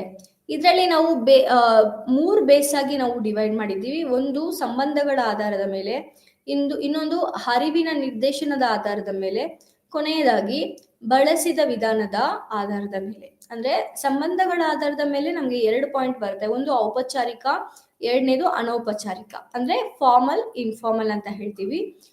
ಹರಿವಿನ ನಿರ್ದೇಶನದ ಮೇಲೆ ಏನಾಗುತ್ತೆ ಅಂದ್ರೆ ನಮ್ಗೆ ಇಲ್ಲಿ 4 ಪಾಯಿಂಟ್ಸ್ ಬರುತ್ತೆ. ಯಾವ್ಯಾವುದು ಅಂದ್ರೆ ಸಮತಲ, ಮೇಲ್ಮುಖ, ಕೆಳಮುಖ, ಕರ್ಣೀಯ. ಹರಿವಿನ ಅಂದ್ರೆ ಹೇಗ್ ಹರಿತಾ ಇದೆ, ಕಮ್ಯುನಿಕೇಶನ್ ಹೇಗ್ ಆಗ್ತಾ ಇದೆ ಅನ್ನೋದ್ರ ಬೇಸ್ ಮೇಲೆ. ಬಳಸಿದ ನಾವು ಯಾವ ವೇ ಆಫ್ ಕಮ್ಯುನಿಕೇಶನ್ ಯೂಸ್ ಮಾಡ್ತಾ ಇದೀವಿ ಅದ್ರ ಬೇಸ್ ಮೇಲೆ ಮೌಖಿಕ, ಬರೆಯಲಾದ, ಗೆಸ್ಚರಲ್. ಸೊ ಈ 3 ಸಹ ನಮ್ಗೆ ಬಳಸಿದ ವಿಧಾನದಲ್ಲಿ ಬರುತ್ತೆ. ಸೊ ಇವಾಗ ನಾವು ಒಂದೊಂದೇ ತಿಳ್ಕೊಳ್ಳೋಣ. ಮೊದಲನೇದಾಗಿ ಸಂಬಂಧಗಳ ಆಧಾರದ ಮೇಲೆ. ಅದರಲ್ಲಿ ಔಪಚಾರಿಕ, ಅನೌಪಚಾರಿಕ. ಔಪಚಾರಿಕ ಅಂದ್ರೆ ಫಾರ್ಮಲ್ ಕಮ್ಯುನಿಕೇಶನ್. ಇಲ್ಲಿ ನಾವು ಕಂಪನಿಯ ವಿಧಾನಗಳು, ಕಂಪನಿಯ ರೂಲ್ಸ್ ಅಂಡ್ ರೆಗ್ಯುಲೇಷನ್ಸ್ ಏನಿದೆ, ಕಂಪನಿಯಲ್ಲಿ ಏನೇನ್ ವರ್ಕ್ ಆಗ್ತಾ ಇದೆ, ಏನೇನೆಲ್ಲ ಕೆಲಸ ನಡೀತಾ ಇದೆ, ಯಾರ್ಯಾರೆಲ್ಲ ಕೆಲಸ ಮಾಡ್ತಾ ಇದ್ದಾರೆ, ಅದ್ರ ಬಗ್ಗೆ ಮಾತ್ರ ನಾವು ಫಾರ್ಮಲ್ ಆಗಿ ಕಮ್ಯುನಿಕೇಟ್ ಮಾಡ್ತೀವಿ. ಇಲ್ಲಿ ನಾವು ಯಾವ ಮೋಡ್ ಆದ್ರೂ ಯೂಸ್ ಮಾಡ್ಬೋದು. ಯಾವ ಮೋಡ್ ಅಂದ್ರೆ ನಾವು ಲೆಟರ್ ಅಂದ್ರೆ ರಿಟರ್ನ್ ಅಲ್ಲಿ ಕಮ್ಯುನಿಕೇಟ್ ಮಾಡೋದಾಗಿರ್ಬೋದು, ಅಥವಾ ಮೌಖಿಕವಾಗಿ ಕಮ್ಯುನಿಕೇಟ್ ಮಾಡೋದಾಗಿರ್ಬೋದು, ಮೀಟಿಂಗ್ ಅಲ್ಲಿ ಮಾತಾಡೋದಾಗಿರ್ಬೋದು, ಅಥವಾ ಈ ತರ ಕಮ್ಯುನಿಕೇಶನ್ ನಾವು ಔಪಚಾರಿಕ ಸಂವಹನ ಅಂತ ಹೇಳ್ತೀವಿ. ಅಂದ್ರೆ ಇಲ್ಲಿ ಮಾತಾಡ್ತಾ ಇರೋ ಎಲ್ಲಾ ವಿಷಯವೂ ಸಹ, ಕಮ್ಯುನಿಕೇಟ್ ಮಾಡ್ತಾ ಇರೋ ಎಲ್ಲಾ ವಿಷಯವೂ ಸಹ ಕಂಪನಿಯ ಬಗ್ಗೆ ಮಾತ್ರ ಇರುತ್ತೆ. ಕಂಪನಿಯಲ್ಲಿ ಏನ್ ನಡೀತಾ ಇದೆ, ಕಂಪನಿಯ ರೂಲ್ಸ್ ಅಂಡ್ ರೆಗ್ಯುಲೇಷನ್ ಆಗಿರ್ಬೋದು, ಅಥವಾ ಎಲ್ಲವೂ ಸಹ ಫಾರ್ಮಲ್ ಆಗಿ ನಡೀತಾ ಇರುತ್ತೆ. ಇದನ್ನ ನಾವು ಫಾರ್ಮಲ್ ಕಮ್ಯುನಿಕೇಶನ್ ಅಂತ ಹೇಳ್ತೀವಿ. ಎರಡನೇದಾಗಿ ಅನೌಪಚಾರಿಕ ಅಂದ್ರೆ ಅದು ಇನ್ಫಾರ್ಮಲ್ ಕಮ್ಯುನಿಕೇಶನ್ ಆಗಿರುತ್ತೆ. ಇಲ್ಲಿ ನಾವು ಕಂಪನಿ ಕೆಲಸ ಅಥವಾ ಕಂಪನಿ ಬಗ್ಗೆ ಬಿಟ್ಟು ಪರ್ಸನಲ್ ವಿಷಯಗಳನ್ನು ಸಹ ನಾವು ಮಾತಾಡ್ಕೊಂತೀವಿ. ಅದನ್ನ ನಾವು ಅನೌಪಚಾರಿಕ ಅಥವಾ ಇನ್ಫಾರ್ಮಲ್ ಕಮ್ಯುನಿಕೇಶನ್ ಅಂತ ಹೇಳ್ತೀವಿ. ಇಲ್ಲಿ ನಾವು ಬೆಸ್ಟ್ ಎಕ್ಸಾಂಪಲ್ ಯಾವ್ದು ಹೇಳ್ಬೋದು ಅಂದ್ರೆ ಕೋವರ್ಕರ್ಸ್ ಜೊತೆ ಹೇಗಿರ್ತಾರೆ. ನಾವು ಕೋವರ್ಕರ್ಸ್ ಜೊತೆ ಬರೀ ಕಂಪನಿ ಬಗ್ಗೆ ಮಾತ್ರ ಮಾತಾಡ್ತಾ ಇರಲ್ಲ, ನಮ್ಮ ಪರ್ಸನಲ್ ವಿಷಯಗಳನ್ನು ಸಹ ನಾವು ಶೇರ್ ಮಾಡ್ಕೊಂತಾ ಇರ್ತೀವಿ. ಇಲ್ಲಿ ನಾವು ನ್ಯೂಸ್ ಅಂದ್ರೆ ಕಂಪನಿ ಇನ್ಫಾರ್ಮೇಶನ್ ಬಿಟ್ಟು ಬೇರೆ ಮಾತಾಡೋದು. ಅಂದ್ರೆ ಇಲ್ಲಿ ನಾವು ನ್ಯೂಸ್ ಬಗ್ಗೆ ಮಾತಾಡೋದಾಗಿರ್ಬೋದು, ಅಥವಾ ಫ್ಯಾಮಿಲಿ ಬಗ್ಗೆ ಮಾತಾಡೋದಾಗಿರ್ಬೋದು, ಅಥವಾ ಯಾವ್ದಾದ್ರು ಬೇರೆ ಆಕ್ಟಿವಿಟೀಸ್, ಅಥವಾ ಟ್ರಿಪ್, ಇವೆಲ್ಲ ಇದ್ರ ಬಗ್ಗೆ ನಾವೇನಾದ್ರೂ ಮಾತಾಡ್ತಾ ಇದೀವಿ, ಕಮ್ಯುನಿಕೇಟ್ ಮಾಡ್ತಾ ಇದೀವಿ ಅಂದ್ರೆ ಅದನ್ನ ನಾವು ಅನೌಪಚಾರಿಕ ಅಂತ ಹೇಳ್ತೀವಿ. ಅನೌಪಚಾರಿಕ ಸಂವಹನ ಅಂತ ಹೇಳ್ತೀವಿ. ಸೊ ಸಂಬಂಧಗಳ ಆಧಾರದ ಮೇಲೆ ನಮ್ಗೆ 2 ಪಾಯಿಂಟ್ ಬರುತ್ತೆ. ಒಂದು ಔಪಚಾರಿಕ, ಇನ್ನೊಂದು ಅನೌಪಚಾರಿಕ. ಔಪಚಾರಿಕ ಅಂದ್ರೆ ನಾವು ಫಾರ್ಮಲ್ ಆಗಿ ಕಮ್ಯುನಿಕೇಟ್ ಮಾಡ್ತೀವಿ, ಕಂಪನಿಯ ಬಗ್ಗೆ ಮಾತ್ರ ನಾವು ಇನ್ಫಾರ್ಮೇಶನ್ ಪಾಸ್ ಮಾಡ್ಕೊಂತಾ ಇರ್ತೀವಿ. ಅನೌಪಚಾರಿಕ ಅಂದ್ರೆ ಕಂಪನಿ ಇನ್ಫಾರ್ಮೇಶನ್ ಬಿಟ್ಟು ಬೇರೆ ನಮ್ಮ ಪರ್ಸನಲ್ ಬಗ್ಗೆ ಅಥವಾ ಕಂಪನಿ ಬಿಟ್ಟು ಬೇರೆ ಯಾವ್ದಾದ್ರ ಬಗ್ಗೆ ನಾವು ಮಾತಾಡ್ತಾ ಇರ್ತೀವಿ. ಅದನ್ನ ನಾವು ಅನೌಪಚಾರಿಕ ಅಂತ ಹೇಳ್ತೀವಿ. ಎರಡನೇದಾಗಿ ಹರಿವಿನ ನಿರ್ದೇಶನದ ಆಧಾರದ ಮೇಲೆ ಯಾವ ರೀತಿ ಕಮ್ಯುನಿಕೇಶನ್ ಹರಿತಾ ಇದೆ ಅದ್ರ ಬೇಸ್ ಮೇಲೆ ನಮ್ಗೆ 4 ಪಾಯಿಂಟ್ಸ್ ಇದೆ. ಫಸ್ಟ್ ನಾವು ನೋಡೋದಾದ್ರೆ ಸಮತಲ. ಅಂದ್ರೆ ಈಕ್ವಲ್ ಆಗಿ ವರ್ಕ್ ಮಾಡ್ತಾ ಇರೋ ಪೀಪಲ್ ಅವ್ರೊಳಗಡೆ ಕಮ್ಯುನಿಕೇಟ್ ಮಾಡೋದನ್ನ ಸಮತಲ ಅಂತ ನಾವು ಹೇಳ್ತೀವಿ. ಅಂದ್ರೆ ಫಾರ್ ಎಕ್ಸಾಂಪಲ್ ಒಂದ್ ಡಿಪಾರ್ಟ್ಮೆಂಟ್ ಮ್ಯಾನೇಜರ್ ಇನ್ನೊಂದು ಡಿಪಾರ್ಟ್ಮೆಂಟ್ ಮ್ಯಾನೇಜರ್ ಹತ್ರ ಮಾತಾಡೋದು. ಅಂದ್ರೆ sales department manager finance department manager ಹತ್ರ ಮಾತಾಡ್ಬೋದು. ಇದು ಫಾರ್ಮಲ್ ಆದ್ರೂ ಆಗಿರ್ಬೋದು, ಇನ್ಫಾರ್ಮಲ್ ಆದ್ರೂ ಆಗಿರ್ಬೋದು. ಆಲ್ಮೋಸ್ಟ್ ಫಾರ್ಮಲ್ ಇಲ್ಲಿ ಮಾತಾಡ್ತಾರೆ. ಅವ್ರು ಫಾರ್ಮಲ್ ಆಗಿ ಏನ್ ಮಾತಾಡ್ಬೋದು, ಫಾರ್ ಎಕ್ಸಾಂಪಲ್ ಮಾರ್ಕೆಟಿಂಗ್ ಬಗ್ಗೆ ಮಾತಾಡ್ಬೋದು, ಅಥವಾ ಸೇಲ್ಸ್ ಹೇಗ್ ನಡೀತಾ ಇದೆ, ಫಿನಾನ್ಸ್ ಬಗ್ಗೆ, ಇದ್ರ ಬಗ್ಗೆ ಮ್ಯಾನೇಜರ್ ಟು ಮ್ಯಾನೇಜರ್ ಮಾತಾಡ್ಬೋದು. ಅಥವಾ ಅದು ಮ್ಯಾನೇಜರ್ ಮಾತ್ರ ಅಲ್ಲ, ಸಮತಲ ಅಂದ್ರೆ ಇವಾಗ ಎಂಪ್ಲಾಯಿ ಟು ಎಂಪ್ಲಾಯಿನೂ ಕೂಡ ಕಮ್ಯುನಿಕೇಶನ್ ಬರುತ್ತೆ. ಇದನ್ನ ನಾವು ಸಮತಲ ಅಂದ್ರೆ ಒಂದೇ ಲೆವೆಲ್ ಆಫ್ ಎಂಪ್ಲಾಯೀಸ್ ಒಂದ್ ಕಡೆ ಮಾತಾಡ್ತಾ ಇರ್ತಾರೆ, ಅಥವಾ ಅವರು ಕಮ್ಯುನಿಕೇಟ್ ಮಾಡ್ತಾ ಇರ್ತಾರೆ. ಎರಡನೇದಾಗಿ ಮೇಲ್ಮುಖವಾಗಿ. ಸೊ ಮೇಲ್ಮುಖವಾಗಿ ಕಮ್ಯುನಿಕೇಶನ್ ಆಗ್ತಾ ಇದೆ ಅಂದ್ರೆ ಲೋಯರ್ ಲೆವೆಲ್ ಇಂದ ಅಪ್ಪರ್ ಲೆವೆಲ್ಗೆ ಕಮ್ಯುನಿಕೇಶನ್ ಆಗುದು ಮೇಲ್ಮುಖವಾಗಿ. ಅಂದ್ರೆ ನಾನು ಇವಾಗ ಲೋಯರ್ ಲೆವೆಲ್ ಅಲ್ಲಿ ವರ್ಕ್ ಮಾಡ್ತಾ ಇದ್ದೀನಿ ಅಂದ್ರೆ ನನಗೇನಾದ್ರೂ ರಿಕ್ವೆಸ್ಟ್ ಇದೆ, ಅಥವಾ ನಾನೇನೋ ಒಂದು ಮ್ಯಾನೇಜ್ಮೆಂಟ್ಗೆ ಹೇಳಬೇಕು ಅಂದ್ರೆ ನಾನು ಡೈರೆಕ್ಟ್ ಆಗಿ ಮ್ಯಾನೇಜ್ಮೆಂಟ್ಗೆ ಹೇಳ್ಬೋದು. ಅದನ್ನ ನಾವು ಡೈರೆಕ್ಟ್ ಆಗಿ ಅನ್ನೋದಕ್ಕಿಂತ ಲೆವೆಲ್ ಬೈ ಲೆವೆಲ್ ಕೂಡ ಹೋಗ್ಬೋದು ಕಮ್ಯುನಿಕೇಶನ್. ಸೊ ಎಂಪ್ಲಾಯಿ ಮ್ಯಾನೇಜರ್ಗೆ ಒಂದು ಕಮ್ಯುನಿಕೇಶನ್ ಮಾಡ್ತಾರೆ, ಅಥವಾ ಎಂಪ್ಲಾಯಿ ಮ್ಯಾನೇಜ್ಮೆಂಟ್ಗೆ ಒಂದು ಕಮ್ಯುನಿಕೇಶನ್ ಮಾಡ್ತಾರೆ. ಇದನ್ನ ನಾವು ಮೇಲ್ಮುಖವಾಗಿ ಹರಿಯುವ ಒಂದು ಕಮ್ಯುನಿಕೇಶನ್ ಅಥವಾ ಸಂವಹನ ಅಂತ ಹೇಳ್ಬೋದು. ಇದಕ್ಕೆ ಬೆಸ್ಟ್ ಎಕ್ಸಾಂಪಲ್ ಅಂದ್ರೆ ಲೀವ್ ಅಪ್ಲೈ ಮಾಡೋದಾಗಿರ್ಬೋದು, ಅಥವಾ ಯಾವುದೋ ಒಂದು ಸ್ಯಾಲ್ರಿ ಇನ್ಕ್ರಿಮೆಂಟ್ಗೆ ರಿಕ್ವೆಸ್ಟ್ ಮಾಡೋದಾಗಿರ್ಬೋದು, ಅಥವಾ ಪ್ರಮೋಷನ್ಗೆ ರಿಕ್ವೆಸ್ಟ್ ಮಾಡೋದಾಗಿರ್ಬೋದು, ಅಥವಾ ಬೇರೆ ನಾನು ಆಸ್ ಅ ಎಂಪ್ಲಾಯಿ ಏನಾದರೂ ರಿಕ್ವೆಸಿಷನ್ ಇದ್ರೆ, ಅಥವಾ ಏನಾದರೂ ಒಪಿನಿಯನ್ ಶೇರ್ ಮಾಡೋದಾಗಿದ್ರೆ, ಇವೆಲ್ಲವೂ ಸಹ ಫೀಡ್ಬ್ಯಾಕ್ ಕೊಡೋದು, ಇವೆಲ್ಲವೂ ಸಹ ಇದಕ್ಕೆ ಬೆಸ್ಟ್ ಎಕ್ಸಾಂಪಲ್ ಆಗುತ್ತೆ. ಕೆಳಮುಖವಾಗಿ ಹರಿಯುವ ಸಂವಹನ, ಇದರಲ್ಲಿ ನಮಗೆ ಕೆಳಮುಖವಾಗಿ ಅಂದ್ರೆ ಟಾಪ್ ಲೆವೆಲ್ ಇಂದ middle level or operational level, or middle level ಇಂದ ಆಪರೇಷನಲ್ ಲೆವೆಲ್. ಸೊ ಹೀಗೆ ಕಮ್ಯುನಿಕೇಶನ್ ಆಗ್ತಾ ಇದ್ರೆ ಅದನ್ನ ನಾವು ಕೆಳಮುಖವಾಗಿ ಹರಿಯುವ ಸಂವಹನ ಅಂತ ಹೇಳ್ತೀವಿ. ಸೊ ಇಲ್ಲಿ ನಾನು ಬೆಸ್ಟ್ ಎಕ್ಸಾಂಪಲ್ ಯಾವ್ದು ಕೊಡ್ಬೋದು ಅಂದ್ರೆ, ಟಾಪ್ ಲೆವೆಲ್ ಇಂದ ಯಾವ್ದಾದ್ರು ಒಂದು ಪಾಲಿಸಿನ ಚೇಂಜ್ ಮಾಡೋದಾಗಿರ್ಬೋದು, ಅಥವಾ ಯಾವ್ದಾದ್ರು ಒಂದು ಹೊಸ ಪ್ರಾಜೆಕ್ಟ್ ನ ಇಂಪ್ಲಿಮೆಂಟ್ ಮಾಡೋದಾಗಿರ್ಬೋದು, ಅಥವಾ ಯಾವುದೋ ಒಂದು ಪ್ಲಾನ್ ಯೋಜನೆಯನ್ನ ತರ್ತಾ ಇರ್ಬೋದು, ಅಥವಾ ಪಾಲಿಸಿ ಪ್ರೊಸೀಜರ್ಸ್ ಆರ್ ಪ್ರಿನ್ಸಿಪಲ್ಸ್ ಏನಾದ್ರು ಚೇಂಜ್ ಮಾಡ್ತಾ ಇದ್ದಾರೆ, ಟೈಮಿಂಗ್ ಚೇಂಜ್ ಮಾಡೋದಾಗಿರ್ಬೋದು, ಅಥವಾ ಒಬ್ಬ ಎಂಪ್ಲಾಯಿನ ಪ್ರಮೋಟ್ ಮಾಡೋದು, ಈ ತರ ಇನ್ಫಾರ್ಮೇಶನ್ ಪಾಸ್ ಮಾಡ್ಬೇಕಾಗಿದ್ರೆ top level to middle level or operational ಲೆವೆಲ್ಗೆ ಅವರು ಮೆಸೇಜ್ ನ ಪಾಸ್ ಮಾಡ್ತಾರೆ. So middle level to operational level communication ಕೂಡ ಇರುತ್ತೆ. ಅಂದ್ರೆ ಮ್ಯಾನೇಜರ್ಸ್ ಎಂಪ್ಲಾಯೀಸ್ಗೆ ವರ್ಕ್ ಅಸೈನ್ ಮಾಡೋದಾಗಿರ್ಬೋದು, ಅಥವಾ ವರ್ಕ್ ಬಗ್ಗೆ ಡೀಟೇಲ್ಸ್ ತಿಳ್ಕೊಳ್ಳೋದಾಗಿರ್ಬೋದು, ಇವೆಲ್ಲವನ್ನು ಸಹ ನಾವು ಕೆಳಮುಖವಾಗಿ ಹರಿಯುವ ಸಂವಹನ ಅಂತ ಹೇಳ್ಬೋದು.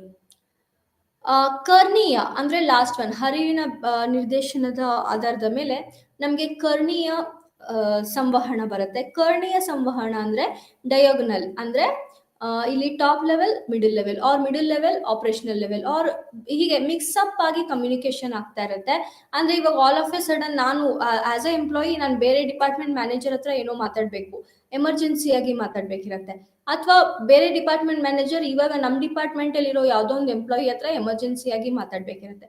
ಆ ತರ ಸಿಚುವೇಶನ್ ಅಲ್ಲಿ ಆಗೋ ಕಮ್ಯುನಿಕೇಶನ್ ನ ಅಥವಾ ಸಂವಹನವನ್ನ ಕರ್ಣೀಯ ಸಂವಹನ ಅಂತ ಹೇಳ್ತೀವಿ. ಸೊ ಇದು ಯಾವಾಗ್ಲೂ ಆಗಲ್ಲ, ಯಾವ್ದಾದ್ರು ಎಮರ್ಜೆನ್ಸಿ ಟೈಮ್ ಇದೆ ಅನ್ನೋವಾಗ ಈ ತರ ಕಮ್ಯುನಿಕೇಶನ್ ಆಗುತ್ತೆ. ಸೊ ಇವೆಲ್ಲವೂ ಸಹ ಹರಿವಿನ ನಿರ್ದೇಶನದ ಆಧಾರದ ಮೇಲೆ ನಡೆಯುವ ಸಂವಹನ. ಮೂರನೇದಾಗಿ ಬಳಸಿದ ವಿಧಾನ. ಸೊ ನಾವು ಯಾವ ವಿಧಾನವನ್ನ ಬಳಸ್ತೀವಿ ಅದ್ರ ಬೇಸ್ ಮೇಲೆ ನಮಗೆ 3 ಪಾಯಿಂಟ್ಸ್ ಇದಾವೆ ಕಮ್ಯುನಿಕೇಶನ್ ಅಲ್ಲಿ. ಮೊದಲನೇದಾಗಿ ಮೌಖಿಕ, ಎರಡನೇದಾಗಿ ಬರೆಯಲಾದ, ಮೂರನೇದಾಗಿ ಗೆಸ್ಚರಲ್. ಸೊ ಮೌಖಿಕ ಅಂದ್ರೆ ನಾವು ಮಾತಾಡಿ ಒಂದು ಕಮ್ಯುನಿಕೇಶನ್ ಮಾಡ್ತಾ ಇರ್ತೀವಿ. ಅಂದ್ರೆ ನಾನು ಏನೋ ಒಂದು ವರ್ಡ್ಸ್ ಯೂಸ್ ಮಾಡಿ ಮಾತಾಡಿ ನಾನು ಒಂದು ಸಂದೇಶವನ್ನ ರವಾನೆ ಮಾಡ್ತಾ ಇರ್ತೀನಿ, ಅದನ್ನ ನಾನು ಮೌಖಿಕ ಸಂವಹನ ಅಂತ ಹೇಳ್ಬೋದು. ಎರಡನೇದಾಗಿ ಬರೆಯಲಾದ ಅಂದ್ರೆ ರಿಟರ್ನ್ ಕಮ್ಯುನಿಕೇಶನ್ ಅಂತ ಹೇಳ್ತೀವಿ. ಇಲ್ಲಿ ನಾನು ಒಂದು ಮೆಸೇಜ್ ನ ಬರ್ದು, ಅಥವಾ ಇದು ಸಹ ರಿಟರ್ನ್ ಅಲ್ಲಿ ನಾನು ಕಮ್ಯುನಿಕೇಟ್ ಮಾಡಿದ್ರೆ ಅದನ್ನ ಬರೆಯಲಾದ ಸಂವಹನ ಅಂತ ಹೇಳ್ಬೋದು. ಇದು ತುಂಬಾನೇ ಇಂಪಾರ್ಟೆಂಟ್ ಆಗಿರುತ್ತೆ, ಯಾಕಂದ್ರೆ ಇದು ಕಂಪನಿಯಲ್ಲಿ ನಾವು ಮೌಖಿಕ ಅನ್ನೋದು ಓರಲ್. ಇಲ್ಲೇನಾಗುತ್ತೆ ಅಂದ್ರೆ ನಾನು ಮಾತಾಡಿರೋದು ಇವತ್ತು ನಾಳೆಗೂ ನಾಡಿದ್ದಕ್ಕೂ ಅದು ಪ್ರೂಫ್ ಇರಲ್ಲ. ಬಟ್ ಬರೆಯಲಾದ ಸಂವಹನದಲ್ಲಿ ಏನಾಗುತ್ತೆ ಅಂದ್ರೆ ಇದು ಒಂದು ಪ್ರೂಫ್ ಆಗಿ ಆಕ್ಟ್ ಮಾಡುತ್ತೆ. ಅಂದ್ರೆ ಇವಾಗ ನಾನೇನಾದ್ರೂ ಒಂದು ಕಮ್ಯುನಿಕೇಶನ್ ಮಾಡ್ತಾ ಇದ್ದೀನಿ, ನಾನು ಬರ್ದು ಕಮ್ಯುನಿಕೇಟ್ ಮಾಡ್ತಾ ಇದ್ದೀನಿ ಅಂದ್ರೆ ಅದು ತುಂಬಾ ವರ್ಷಗಳ ನಂತರ ಸಹ ಈ ರಿಟರ್ನ್ ಕಮ್ಯುನಿಕೇಶನ್ ಅನ್ನೋದು ನಮ್ಗೆ ಪ್ರೂಫ್ ಆಗಿ ಅವೈಲೇಬಲ್ ಇರುತ್ತೆ. ಮೂರನೇದಾಗಿ ಗೆಸ್ಚುರಲ್, ಅಂದ್ರೆ ನಾನು ಮಾತಾಡುವಾಗ ಲೈಕ್ ಬಾಡಿ ಮೂವ್ಮೆಂಟ್ಸ್ ಅಥವಾ ಕೈ ಆಡಿಸಿ ಮಾತಾಡ್ತಾ ಇದ್ದೀನಿ, ಈ ತರ ಮಾಡಿದ್ರೆ ನಾವು ಅದನ್ನ ಗೆಸ್ಚುರಲ್ ಅಂತ ಹೇಳ್ತೀವಿ. ಇದು ಮೌಖಿಕ ಸಂವಹನೆಗೆ ಗೆಸ್ಚುರಲ್ ಅನ್ನೋದು ತುಂಬಾ ಸಪೋರ್ಟಿವ್ ಆಗಿರುತ್ತೆ. ಅಂದ್ರೆ ನಾನು ಇವಾಗ ಸುಮ್ಮನೆ ಹೀಗೆ ಕುತ್ಕೊಂಡು ಮಾತಾಡೋದಕ್ಕಿಂತ ಏನಾದ್ರೂ ಆಕ್ಷನ್ ಮಾಡಿ ಮಾತಾಡಿದ್ರೆ ಅದು ಇನ್ನೂ ಎಫೆಕ್ಟಿವ್ ಆಗಿ ಕಾಣಿಸುತ್ತೆ. ಸೊ ಇವೆಲ್ಲವೂ ಸಹ ಈ 3 ಸಹ ಬಳಸಿದ ವಿಧಾನದ ಸಂವಹನದ ಚಾನೆಲ್ ಆಗಿರುತ್ತೆ. ಸೊ ಇವೆಲ್ಲವೂ ಸಹ ಈ ಚಾರ್ಟ್ ಅಲ್ಲಿ ಇರೋದೆಲ್ಲವೂ ಸಹ ಸೇರಿದ್ರೆ ಸಂವಹನದ ಚಾನೆಲ್ಗಳಾಗಿರುತ್ತೆ. ಇದರಲ್ಲಿ 3 ಮುಖ್ಯ ಚಾನೆಲ್ಗಳಿದಾವೆ. ಒಂದು ಸಂಬಂಧಗಳ ಆಧಾರದ ಮೇಲೆ, ಹರಿವಿನ ನಿರ್ದೇಶನದ ಆಧಾರದ ಮೇಲೆ, ಮತ್ತೆ ಬಳಸಿದ ವಿಧಾನದ ಆಧಾರದ ಮೇಲೆ. ಸೊ ಇವೆಲ್ಲವೂ ಸಹ ಸಂವಹನದ ಚಾನೆಲ್ಗಳು.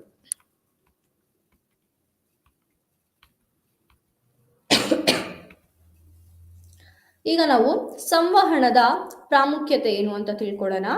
ಅದಾದ್ಮೇಲೆ ಅಡೆತಡೆಗಳು. ಸೊ ಇಲ್ಲಿವರೆಗೂ ನಮ್ದು ಆಲ್ರೆಡಿ ಲಾಸ್ಟ್ ಕ್ಲಾಸಲ್ಲಿ ಆಗಿತ್ತು. ಸೊ ನಾನು ಬೇಗ ಬೇಗ ಹೇಳ್ಕೊಂತ ಹೋಗ್ತೀನಿ. ಸಂವಹನದ ಪ್ರಾಮುಖ್ಯತೆ ಏನು? ಸೊ ಯಾಕೆ ಸಂವಹನ ಅನ್ನೋದು ತುಂಬಾ ಇಂಪಾರ್ಟೆಂಟ್, ಯಾಕೆ ಅತ್ಯಗತ್ಯ ಅಂದ್ರೆ, ಮೊದಲನೇದಾಗಿ ವ್ಯವಸ್ಥಾಪಕರಿಗೆ ಸಾಕಷ್ಟು ಮತ್ತು ಸಮಯೋಚಿತ ಸಂವಹನ ಅಗತ್ಯ. ಕೈಗೊಳ್ಳಬೇಕಾದ ಯೋಜನೆ, ಸಂಘಟನೆ, ನಿರ್ದೇಶನ ಮತ್ತು ನಿಯಂತ್ರಣದ ಕಾರ್ಯಗಳು ಯಶಸ್ವಿಯಾಗಿ ನಡೆಯಲು.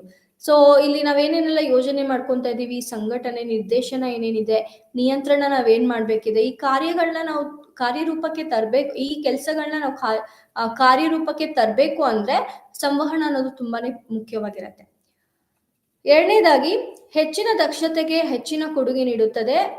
ಇದು ನಿಕಟತೆಯ ಕಾರಣದಿಂದಾಗಿ ಇತರರ ಇಚ್ಛೆಯ ಸಹಕಾರವನ್ನು ಖಾತ್ರಿಗೊಳಿಸುತ್ತದೆ. ಪರಿಣಾಮಕಾರಿತ್ವದ ನಡುವೆ ನೇರ ಸಂಬಂಧವಿದೆ. ಸೊ ಇಲ್ಲಿ ನಾವು ಕಮ್ಯುನಿಕೇಟ್ ಮಾಡಿಲ್ಲ ಅಂದ್ರೆ ಅವರು ಓನಾಗಿ ಏನಾದ್ರು ಕಲ್ಪನೆ ಮಾಡೋ ಚಾನ್ಸಸ್ ಇರುತ್ತೆ.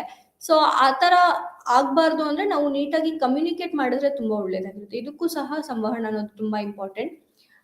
ಮೂರನೇದಾಗಿ ಸಂಸ್ಥೆಯಲ್ಲಿ ಮಾಡಿದ ನಿರ್ಧಾರಗಳ ಗುಣಮಟ್ಟವು ಹೆಚ್ಚಾಗಿ ಅವಲಂಬಿಸಿರುತ್ತದೆ. ಅಂದ್ರೆ ಸಂಸ್ಥೆಯಲ್ಲಿ ಏನೇನೆಲ್ಲ ನಿರ್ಧಾರ ತಗೊಂಡಿರ್ತೀವಿ, ಇವೆಲ್ಲವೂ ಸಹ ಹೇಗೆ ಅವರು ಫಾಲೋ ಮಾಡ್ತಾ ಇದ್ದಾರೆ, ಇದನ್ನ ನಾವು ತಿಳ್ಕೊಳ್ಳೋಕ್ಕೂ ಸಹ ಕಮ್ಯುನಿಕೇಶನ್ ಅನ್ನೋದು ಇಂಪಾರ್ಟೆಂಟ್. ನಾಲ್ಕನೇದಾಗಿ ವಿಕೇಂದ್ರೀಕರಣ, ಅಂದ್ರೆ ಇಲ್ಲಿ ಡಿಸಿಷನ್ ಮೇಕಿಂಗ್ ಅನ್ನೋದು ಸೆಂಟ್ರಲೈಸ್ಡ್ ಆಗಿರಲ್ಲ, ಡಿಸೆಂಟ್ರಲೈಸ್ಡ್ ಆಗಿರುತ್ತೆ. ಅದಕ್ಕೂ ಸಹ ಕಮ್ಯುನಿಕೇಶನ್ ಅಥವಾ ಸಂವಹನ ಅನ್ನೋದು ತುಂಬಾನೇ ಮುಖ್ಯ.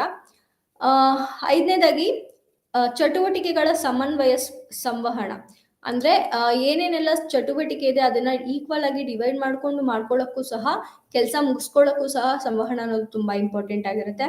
ಆರನೇದಾಗಿ ಉದ್ಯೋಗಿ ನೈತಿಕತೆ, ಅಂದ್ರೆ ಇಲ್ಲಿ ಏನ್ ಎಥಿಕ್ಸ್ ಇದೆ ಅಥವಾ ಏನ್ ರೂಲ್ಸ್ ಅಂಡ್ ರೆಗ್ಯುಲೇಷನ್ ಇದೆ ಅದನ್ನ ಫಾಲೋ ಮಾಡೋದಕ್ಕೂ ಸಹ ಸಂವಹನ ಅನ್ನೋದು ತುಂಬಾನೇ ಮುಖ್ಯ. ಒಂದು ಸಂವಹನ ಪರಿಣಾಮಕಾರಿಗಳು ಏನೇನೆಲ್ಲ ಅಡೆತಡೆಗಳಿದಾವೆ, ಸೊ ಏನೇನೆಲ್ಲ ಪ್ರಾಬ್ಲಮ್ ಆಗ್ಬೋದು ನಾವು ಕಮ್ಯುನಿಕೇಟ್ ಮಾಡ್ಬೇಕಾದ್ರೆ ಅಂದ್ರೆ, ಮೊದಲನೇದಾಗಿ ಸಾಂಸ್ಥಿಕ ಪದರಗಳ ಬಹುಸಂಖ್ಯೆ. ಅಂದ್ರೆ ಇವಾಗ ನಾವು ಮಾತಾಡ್ತಾ ಇರೋದು ತುಂಬಾ ಜನ ಇದ್ದಾರೆ ಅಥವಾ ತುಂಬಾ ಅಂದ್ರೆ ಏನು ಲೆವೆಲ್ಸ್ ಜಾಸ್ತಿ ಇದೆ. For example, as a employee ನಾನೇನೋ ಒಂದು ಇಂಪಾರ್ಟೆಂಟ್ ವಿಷಯನ ಮ್ಯಾನೇಜ್ಮೆಂಟ್ಗೆ ಹೇಳಬೇಕು ಅಂದ್ರೆ ನಾನು ಡೈರೆಕ್ಟ್ ಆಗಿ ಹೇಳಕ್ಕಾಗಲ್ಲ.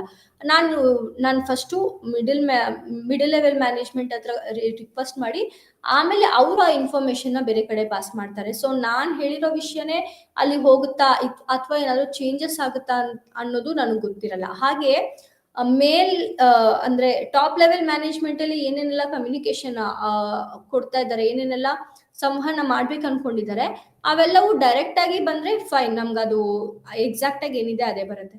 In case middle level management ಬಂದು ಅವ್ರ ಕಡೆಯಿಂದ ನಮ್ಗೆ ಇನ್ಫಾರ್ಮೇಶನ್ ಪಾಸ್ ಆಗ್ತಾ ಇದೆ ಅಂದ್ರೆ ಮೇ ಬಿ ಏನಾದ್ರು ಚೇಂಜಸ್ ಆಗೋ ಚಾನ್ಸಸ್ ಇರುತ್ತೆ, ಅಥವಾ ಅದು ಕರೆಕ್ಟ್ ಆಗಿ ಕಮ್ಯುನಿಕೇಟ್ ಆಗದೆ ಇರ್ಬೋದು. ಇವೆಲ್ಲವೂ ಸಹ ಸಂವಹನದ ಪರಿಣಾಮಕಾರಿ ಆಗದಿರಲು, ಆಯ್ತಾ, ಸೊ ಆಗದಿರಲು ಅಥವಾ ಪರಿಣಾಮಕಾರಿ ಆಗೋದಕ್ಕೆ ಇವೆಲ್ಲವೂ ಸಹ ಅಡೆತಡೆಗಳು. ಎರಡನೇದಾಗಿ ಭಾಷಾ ತಡೆಗೋಡೆ, ಅಂದ್ರೆ ನಾವು ಯಾವ ತರ ಭಾಷೆಯನ್ನ ಬಳಸ್ತಾ ಇದ್ದೀವಿ, ಯಾವ ಟೋನ್ ಅಲ್ಲಿ ನಾವು ಮಾತಾಡ್ತಾ ಇದ್ದೀವಿ, ಇವೆಲ್ಲವೂ ಸಹ ತುಂಬಾ ಇಂಪಾರ್ಟೆಂಟ್. ಇನ್ ಕೇಸ್ ನಾವು ಮಾತಾಡ್ತಾ ಇರೋ ಲ್ಯಾಂಗ್ವೇಜ್ ಬೇರೆಯವ್ರಿಗೆ ಅರ್ಥ ಆಗಿಲ್ಲ ಅಂದ್ರೆ, ನಾವು ಯಾರ ಹತ್ರ ಕಮ್ಯುನಿಕೇಟ್ ಮಾಡ್ತಾ ಇದ್ದೀವಿ ಅವ್ರಿಗೆ ಲ್ಯಾಂಗ್ವೇಜ್ ಅರ್ಥ ಆಗಿಲ್ಲ, ಅಥವಾ ನಾವು ಮಾತಾಡ್ತಾ ಇರೋ ಟೋನ್ ಅವರಿಗೆ ಅರ್ಥ ಆಗ್ತಿಲ್ಲ ಅಂದ್ರೆ, ಬೇರೆ ತರ ಕನ್ವೆ ಆಗ್ತಾ ಇದೆ ಅಂದ್ರೆ ಆಟೋಮೆಟಿಕಲಿ ಅದು ಸಹ ಒಂದು ಅಡೆತಡೆ ಆಗಿರುತ್ತೆ. ಮೂರನೇದಾಗಿ ಸ್ಥಿತಿ ತಡೆ, ಅಂದ್ರೆ ಅವರು ಯಾವ ಮನಸ್ಥಿತಿಯಲ್ಲಿದ್ದಾರೆ, ಅವರು ಅಂದ್ರೆ ನಾವು ಹೇಳ್ತಾ ಇರೋದನ್ನ ಕೇಳಿಸ್ಕೊಂಡು ಅದನ್ನ ಅರ್ಥ ಮಾಡ್ಕೊಳ್ಳೋ ಸ್ಥಿತಿಯಲ್ಲಿ ಇದಾರಾ ಇಲ್ವಾ ಅಂತ ನಾವು ತಿಳ್ಕೊಬೇಕು. ಆ ತರ ಇಲ್ಲ ಅಂದ್ರೆ ಸಹ ಇದು ನಮ್ಗೆ ಒಂದು ದೊಡ್ಡ ಇಂಪ್ಯಾಕ್ಟ್ ಆಗುತ್ತೆ. ಯಾಕೆಂದ್ರೆ ನಾವು ಮಾತಾಡ್ತಾ ಇರೋರು ಅವ್ರು ಕೇಳಿಸ್ಕೊಳ್ಳೋ ಒಂದು ಸಿಚುವೇಶನ್ ಅಲ್ಲಿ ಇಲ್ಲ ಅಂದ್ರೆ ಆಟೋಮೆಟಿಕಲಿ ನಾವು ಮಾತಾಡಿನೂ ಏನು ಯೂಸ್ ಇಲ್ಲ, ಆ ತರ ಆಗುತ್ತೆ. ನಾಲ್ಕನೇದಾಗಿ ತಡೆಗೋಡೆಯಾಗಿ ಭೌತಿಕ ದೂರ, ಅಂದ್ರೆ ದೊಡ್ಡ ದೊಡ್ಡ ಸಂಸ್ಥೆಗಳಲ್ಲಿ ಭೌತಿಕ ಅಂತರ ಅನ್ನೋದು ತುಂಬಾನೇ ಜಾಸ್ತಿ ಇರುತ್ತೆ. ಅಂದ್ರೆ ನಾನು ಇಲ್ಲಿದ್ದೀನಿ, ಯಾರೋ ಒಬ್ರು ಅಲ್ಲಿ ತುಂಬಾ ದೂರದಲ್ಲಿದ್ದಾರೆ ಅಂದ್ರೆ ನಾವು ಮಾತಾಡೋದು ಅವ್ರಿಗೆ ಕೇಳಿಸದೇ ಇರ್ಬೋದು, ಅಥವಾ ಅದು ಬೇರೆ ತರ ಅರ್ಥ ಆಗ್ಬೋದು. ಸೊ ಇದು ಸಹ ಒಂದು ಅಡೆತಡೆಯಾಗಿರುತ್ತೆ. ಐದನೇದಾಗಿ ಭಾವನಾತ್ಮಕ ಮತ್ತು ಮಾನಸಿಕ ಅಡೆತಡೆಗಳು, ಅಂದ್ರೆ ಅಂದ್ರೆ ಯಾವ ರೀತಿ ನಾವು ಕನ್ವೆ ಮಾಡ್ತಾ ಇದೀವಿ ಅದನ್ನು ಸಹ ಅವ್ರು ಅರ್ಥ ಮಾಡ್ಕೊಳ್ದೇ ಇರ್ಬೋದು. ಇವೆಲ್ಲವೂ ಸಹ ಸಂವಹನ ಪರಿಣಾಮಕಾರಿಯಾಗಲು ಅಡೆತಡೆಗಳು. ಸೊ ಇವತ್ತಿನ ಕ್ಲಾಸಲ್ಲಿ ನಾವು ಸಂವಹನದ ತತ್ವಗಳು, ಇಲ್ಲಿಂದ ನಾವು ಶುರು ಮಾಡ್ತಾ ಇದ್ದೀವಿ. ಇವತ್ತು ನಾವು ತತ್ವಗಳೇನು ಅಂತ ತಿಳ್ಕೊತೀವಿ, ಹಾಗೆಯೇ ಸಂವಹನವನ್ನು ಪರಿಣಾಮಕಾರಿ ಆಗಿ ಮಾಡುವುದು ಹೇಗೆ ಅಂತ ತಿಳ್ಕೊತೀವಿ. ಹಾಗೆ ಸಮನ್ವಯ ಅಂದ್ರೆ ಏನು, ಸಮನ್ವಯದ ಉದ್ದೇಶಗಳು, ಇವೆಲ್ಲವನ್ನು ಸಹ ನಾವಿವತ್ತು ತಿಳ್ಕೊತೀವಿ. ಸಂವಹನದ ತತ್ವಗಳು ಅಂದ್ರೆ ಪ್ರಿನ್ಸಿಪಲ್ಸ್ ಆಫ್ ಕಮ್ಯುನಿಕೇಶನ್. ಸೊ ನಾವು ಮಾತಾಡುವಾಗ ಏನೇನೆಲ್ಲ ನಾವು ಮೈಂಡಲ್ಲಿ ಇಟ್ಕೊಂಡು ಏನೇನೆಲ್ಲ ಫಾಲೋ ಮಾಡಬೇಕು ಅಂತ, ಓಕೆನಾ. ಸೊ ಇಲ್ಲಿ ವ್ಯವಸ್ಥಾಪಕರಿಂದ ಸಂವಹನ ಮಾರ್ಗದರ್ಶನಕ್ಕಾಗಿ ಯಾವುದೇ ಸ್ಥಿತಿ ತತ್ವಗಳಿಲ್ಲ. ಸಂವಹನಗಳನ್ನು ಮಾಡಲು ಉಪಯುಕ್ತವಾದ ಮಾರ್ಗಸೂಚಿಗಳು ಪರಿಣಾಮಕಾರಿ ಸಂವಹನದ ತತ್ವಗಳಾಗಿ ಪರಿಗಣಿಸಬಹುದು. ಅಂದ್ರೆ ನಾವೊಂದು ಸಂಸ್ಥೆಯಲ್ಲಿ ಒಂದು ಸಂವಹನ ಮಾಡ್ತಾ ಇದೀವಿ ಅಂದ್ರೆ ಇವೆಲ್ಲವನ್ನು ಸಹ ನೀವು ಫಾಲೋ ಮಾಡಲೇಬೇಕು ಅಂತ ಸ್ಥಿರ ತತ್ವಗಳೇನೂ ಇಲ್ಲ. ಇವೆಲ್ಲವನ್ನು ಸಹ ನೀವು ಅಡಾಪ್ಟ್ ಮಾಡ್ಕೊಂಡ್ರೆ ಬೆಸ್ಟ್ ಅನ್ನೋದಕ್ಕೋಸ್ಕರ ಇಲ್ಲಿ ಪಾಯಿಂಟ್ಸ್ ಇದಾವೆ. ಸೊ ಮೊದಲನೇದಾಗಿ, ಸಂವಹನ ಮಾಡಬೇಕಾದ ಸಮಸ್ಯೆ ಅಥವಾ ಕಲ್ಪನೆಯನ್ನು ವ್ಯವಸ್ಥಿತವಾಗಿ ವಿಶ್ಲೇಷಿಸಬೇಕು. ಆದ್ದರಿಂದ ಅದರ ಬಗ್ಗೆ ಸ್ಪಷ್ಟವಾಗಿರಬೇಕು. ಅಂದ್ರೆ ನಾವೇನ್ ಸಂವಹನ ಮಾಡ್ಬೇಕು ಅನ್ಕೊಂಡಿದೀವಿ, ಅದ್ರ ಸಮಸ್ಯೆ ಏನಿದೆ ಅಥವಾ ಅದ್ರ ಏನ್ ಕಲ್ಪನೆ ಏನಿದೆ, ಸಿಚುವೇಶನ್ ಏನಿದೆ, ಅದನ್ನ ವ್ಯವಸ್ಥಿತವಾಗಿ ನಾನು ವಿಶ್ಲೇಷಿಸಬೇಕು. ನಾನು ಡಿವೈಡ್ ಮಾಡಿ ಅದು ಎಷ್ಟು ಇಂಪಾರ್ಟೆನ್ಸ್, ಅದ್ರ ಬೇಸ್ಡ್ ಆನ್ ಇಂಪಾರ್ಟೆನ್ಸ್ ಮೇಲೆ ನಾನು ಡಿವೈಡ್ ಮಾಡಿ ಅದನ್ನ ಸ್ಪಷ್ಟವಾಗಿ ನಾನು ಅದ್ರ ಬಗ್ಗೆ ತಿಳ್ಕೊಂಡಿರ್ಬೇಕು. ಅದಾದ್ಮೇಲೆ ನಾನು ಕಮ್ಯುನಿಕೇಶನ್ ಅಥವಾ ಸಂವಹನವನ್ನ ಶುರು ಮಾಡ್ಬೇಕಿರತ್ತೆ. ಎರಡನೇದಾಗಿ, ಪ್ರತಿ ಸಂವಹನದ ಉದ್ದೇಶ ಅಂದರೆ ನಿಜವಾಗಿಯೂ ಏನಾಗಬೇಕು, ಸಂವಹನದ ಮೂಲಕ ಸಾಧಿಸಿದ ಭಾಷೆಯನ್ನು ನಿರ್ಧರಿಸಬೇಕು. ಮಾಧ್ಯಮ ಮತ್ತು ಸಂವಹನದ ಮಾಧ್ಯಮವನ್ನ ನಿರ್ಧರಿಸಬೇಕು. ಅಂದ್ರೆ ಇಲ್ಲಿ ಸಂವಹನ ಉದ್ದೇಶ ಮೋಸ್ಟ್ ಪ್ರಾಬಬ್ಲಿ ಸಂವಹನ ಉದ್ದೇಶ ಏನಿರುತ್ತೆ ಅಂದ್ರೆ ನಾವು ಹೇಳೋದು ಅವ್ರಿಗೆ ಅರ್ಥ ಆಗ್ಬೇಕು, ಅದು ರವಾನೆ ಆಗ್ಬೇಕು. ನಾವೇನ್ ಕಮ್ಯುನಿಕೇಟ್ ಮಾಡ್ತಾ ಇದೀವಿ ಅದು ಅವ್ರಿಗೆ ರಿಸೀವ್ ಆಗೋ ತರ ಇರ್ಬೇಕು. ಸೊ ಅದಕ್ಕೆ ನಾವ್ ಏನೇನೆಲ್ಲ ಮಾಡ್ಬೇಕು, ಅದಕ್ಕೆ ಮೊದಲು ಫಸ್ಟ್ ನಾವು ಭಾಷೆಯನ್ನ ನಿರ್ಧರಿಸಬೇಕು. ನಾವು ಯಾವ ಭಾಷೆಯನ್ನ ಯೂಸ್ ಮಾಡ್ತಾ ಇದೀವಿ ಅದು ಅವ್ರಿಗೆ ಅರ್ಥ ಆಗತ್ತಾ, ಸೊ ಇದನ್ನ ನಾವು ನಿರ್ಧಾರ ಮಾಡ್ಬೇಕು. ಎರಡನೇದಾಗಿ ಮಾಧ್ಯಮ. ಸೊ ನಾವು ಯಾವ ಮೋಡ್ ಆಫ್ ಕಮ್ಯುನಿಕೇಶನ್ ನ ಮಾಡ್ತಾ ಇದೀವಿ, ಡೈರೆಕ್ಟ್ ಆಗಿ ಮಾತಾಡ್ತಾ ಇದೀವಾ ಅಥವಾ ಕಾಲ್ ಅಲ್ಲಿ ಮಾತಾಡ್ತಾ ಇದೀವಾ ಅಥವಾ ಮೆಸೇಜ್ ಅಲ್ಲಿ ನಾವು ಕಮ್ಯುನಿಕೇಶನ್ ನ ಸೆಂಡ್ ಮಾಡ್ತಾ ಇದೀವಾ ಅಥವಾ ಸಂವಹನವನ್ನ ರವಾನೆ ಮಾಡ್ತಾ ಇದೀವಾ, ಇವೆಲ್ಲವನ್ನು ಇದ್ರಲ್ಲಿ ಯಾವ್ದಾದ್ರು ಒಂದನ್ನ ನಾವು ಚೂಸ್ ಮಾಡ್ಬೇಕಿರತ್ತೆ. ಅದನ್ನ ನಾವು ಮಾಧ್ಯಮ ಯಾವ್ದು ಎಫೆಕ್ಟಿವ್ ಆಗಿರುತ್ತೆ ಅದನ್ನ ನಾವು ಚೂಸ್ ಮಾಡ್ಬೇಕಿರತ್ತೆ.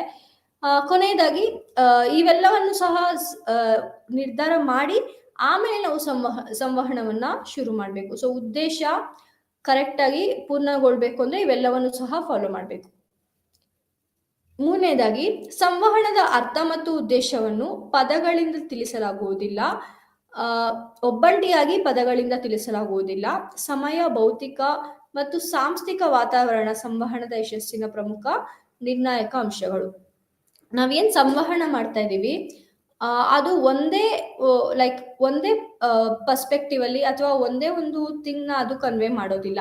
ಅದ್ರ ಅರ್ಥ ಉದ್ದೇಶವನ್ನ ನಾವು ಪದಗಳಿಂದ ಮಾತ್ರ ನಾವು ತಿಳಿಸೋದಕ್ಕಾಗೋದಿಲ್ಲ. ಅದಕ್ಕೆ ನಮ್ಗೆ ಬೇರೆ ಸಿಚುವೇಶನ್ಸ್ ಅಥವಾ ಬೇರೆ ಸಹ ನಮ್ಗೆ ಅಗತ್ಯ ಇದೆ. ಏನೇನೆಲ್ಲ ಅಗತ್ಯ ಇದೆ ಅಂದ್ರೆ ಸಮಯ, ನಾವು ಎಷ್ಟು ಟೈಮ್ ಒಳಗಡೆ ಎಷ್ಟು ಇನ್ಫಾರ್ಮೇಶನ್ ಪಾಸ್ ಮಾಡ್ತಾ ಇದ್ದೀವಿ ಅನ್ನೋದು. ಫಾರ್ ಎಕ್ಸಾಂಪಲ್, ಇವಾಗ ಒಂದು ತುಂಬಾ ಇಂಪಾರ್ಟೆಂಟ್ ವಿಷಯ ಅಥವಾ ಒಂದು ಫಾರ್ ಎಕ್ಸಾಂಪಲ್ ಕಂಪನಿಯಲ್ಲಿ ಯಾವುದೋ ಒಂದು ಪಾಲಿಸಿನ ನಾನು ಮೇಕ್ ಮಾಡ್ತಾ ಇದ್ದೀನಿ ಅಂದ್ರೆ ಅದನ್ನ ನಾನು ಯಾವ ತರ ಕಮ್ಯುನಿಕೇಟ್ ಮಾಡ್ತಾ ಇದ್ದೀನಿ, ಅದಕ್ಕೆ ನಾನು ಎಷ್ಟು ಸಮಯ ಇಡಬೇಕು, ಅಷ್ಟು ಪಾಲಿಸಿನ ನಾನು ಎಕ್ಸ್ಪ್ಲೈನ್ ಮಾಡಿ ಅವ್ರಿಗೆ ಅರ್ಥ ಮಾಡ್ಸೋದಕ್ಕೆ ಎಷ್ಟು ಸಮಯ ಬೇಕು.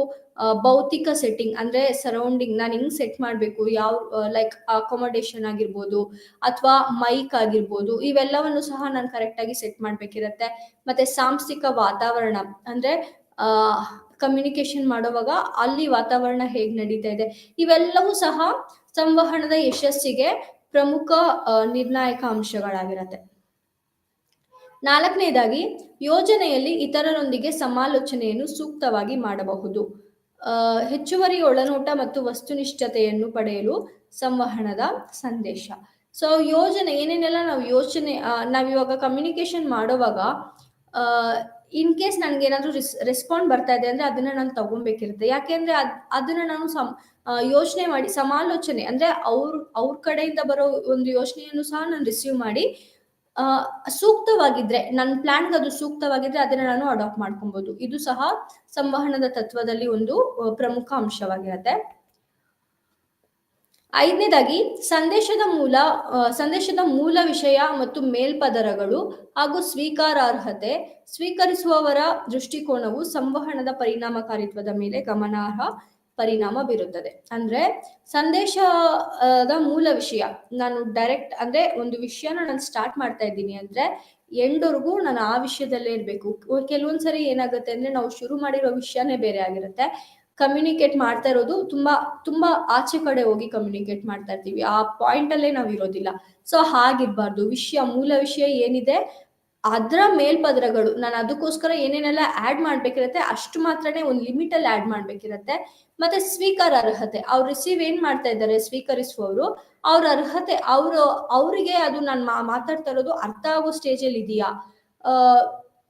ಕೆಲವರು ಫಾರ್ ಎಕ್ಸಾಂಪಲ್ ಇಲ್ಲಿ ಕಮ್ಯುನಿಕೇಶನ್ ಅಲ್ಲಿ ನಮ್ಗೆ ಭಾಷೆ ಅನ್ನೋದು ತುಂಬಾ ಇಂಪಾರ್ಟೆಂಟ್.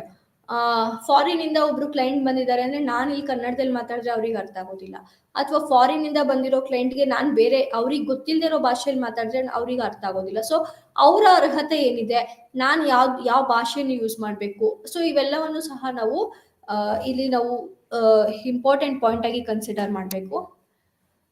ಆರನೇದಾಗಿ ಸಾಧ್ಯವಾದಾಗಲೆಲ್ಲ ಅವನ ಆಸಕ್ತಿ ಮತ್ತು ಅಗತ್ಯಗಳ ಬೆಳಕಿನಲ್ಲಿ ಸ್ವೀಕರಿಸುವವರು ಸಂದೇಶಗಳನ್ನು ಮೌಲ್ಯಯುತವಾದುದನ್ನು ತಿಳಿಸಬೇಕು. ಅಂದ್ರೆ ಯಾವಾಗೆಲ್ಲ ಸಾಧ್ಯ ಆಗತ್ತೆ ಅವಾಗ ಅವ್ರ ಆಸಕ್ತಿ ಹೇಗಿದೆ, ಅವರು ನಾವು ಮಾತಾಡೋದನ್ನ ಕೇಳಿಸ್ಕೊಂತ ಇದ್ದಾರಾ ಅಥವಾ ರೆಸ್ಪಾಂಡ್ ಮಾಡ್ತಾ ಇದ್ದಾರಾ, ಅವರು ಅವ್ರು ಏನ್ ಹೇಳ್ಬೇಕು ಅನ್ಕೊಂಡಿದ್ದಾರೆ. ಸೊ ಇವೆಲ್ಲವನ್ನು ಸಹ ಅವಾಗವಾಗ ಸಾಧ್ಯವಾದಾಗಲೆಲ್ಲ ನಾವು ಅದನ್ನ ತಗೊಂತಾ ಇರ್ಬೇಕಾಗಿರುತ್ತೆ.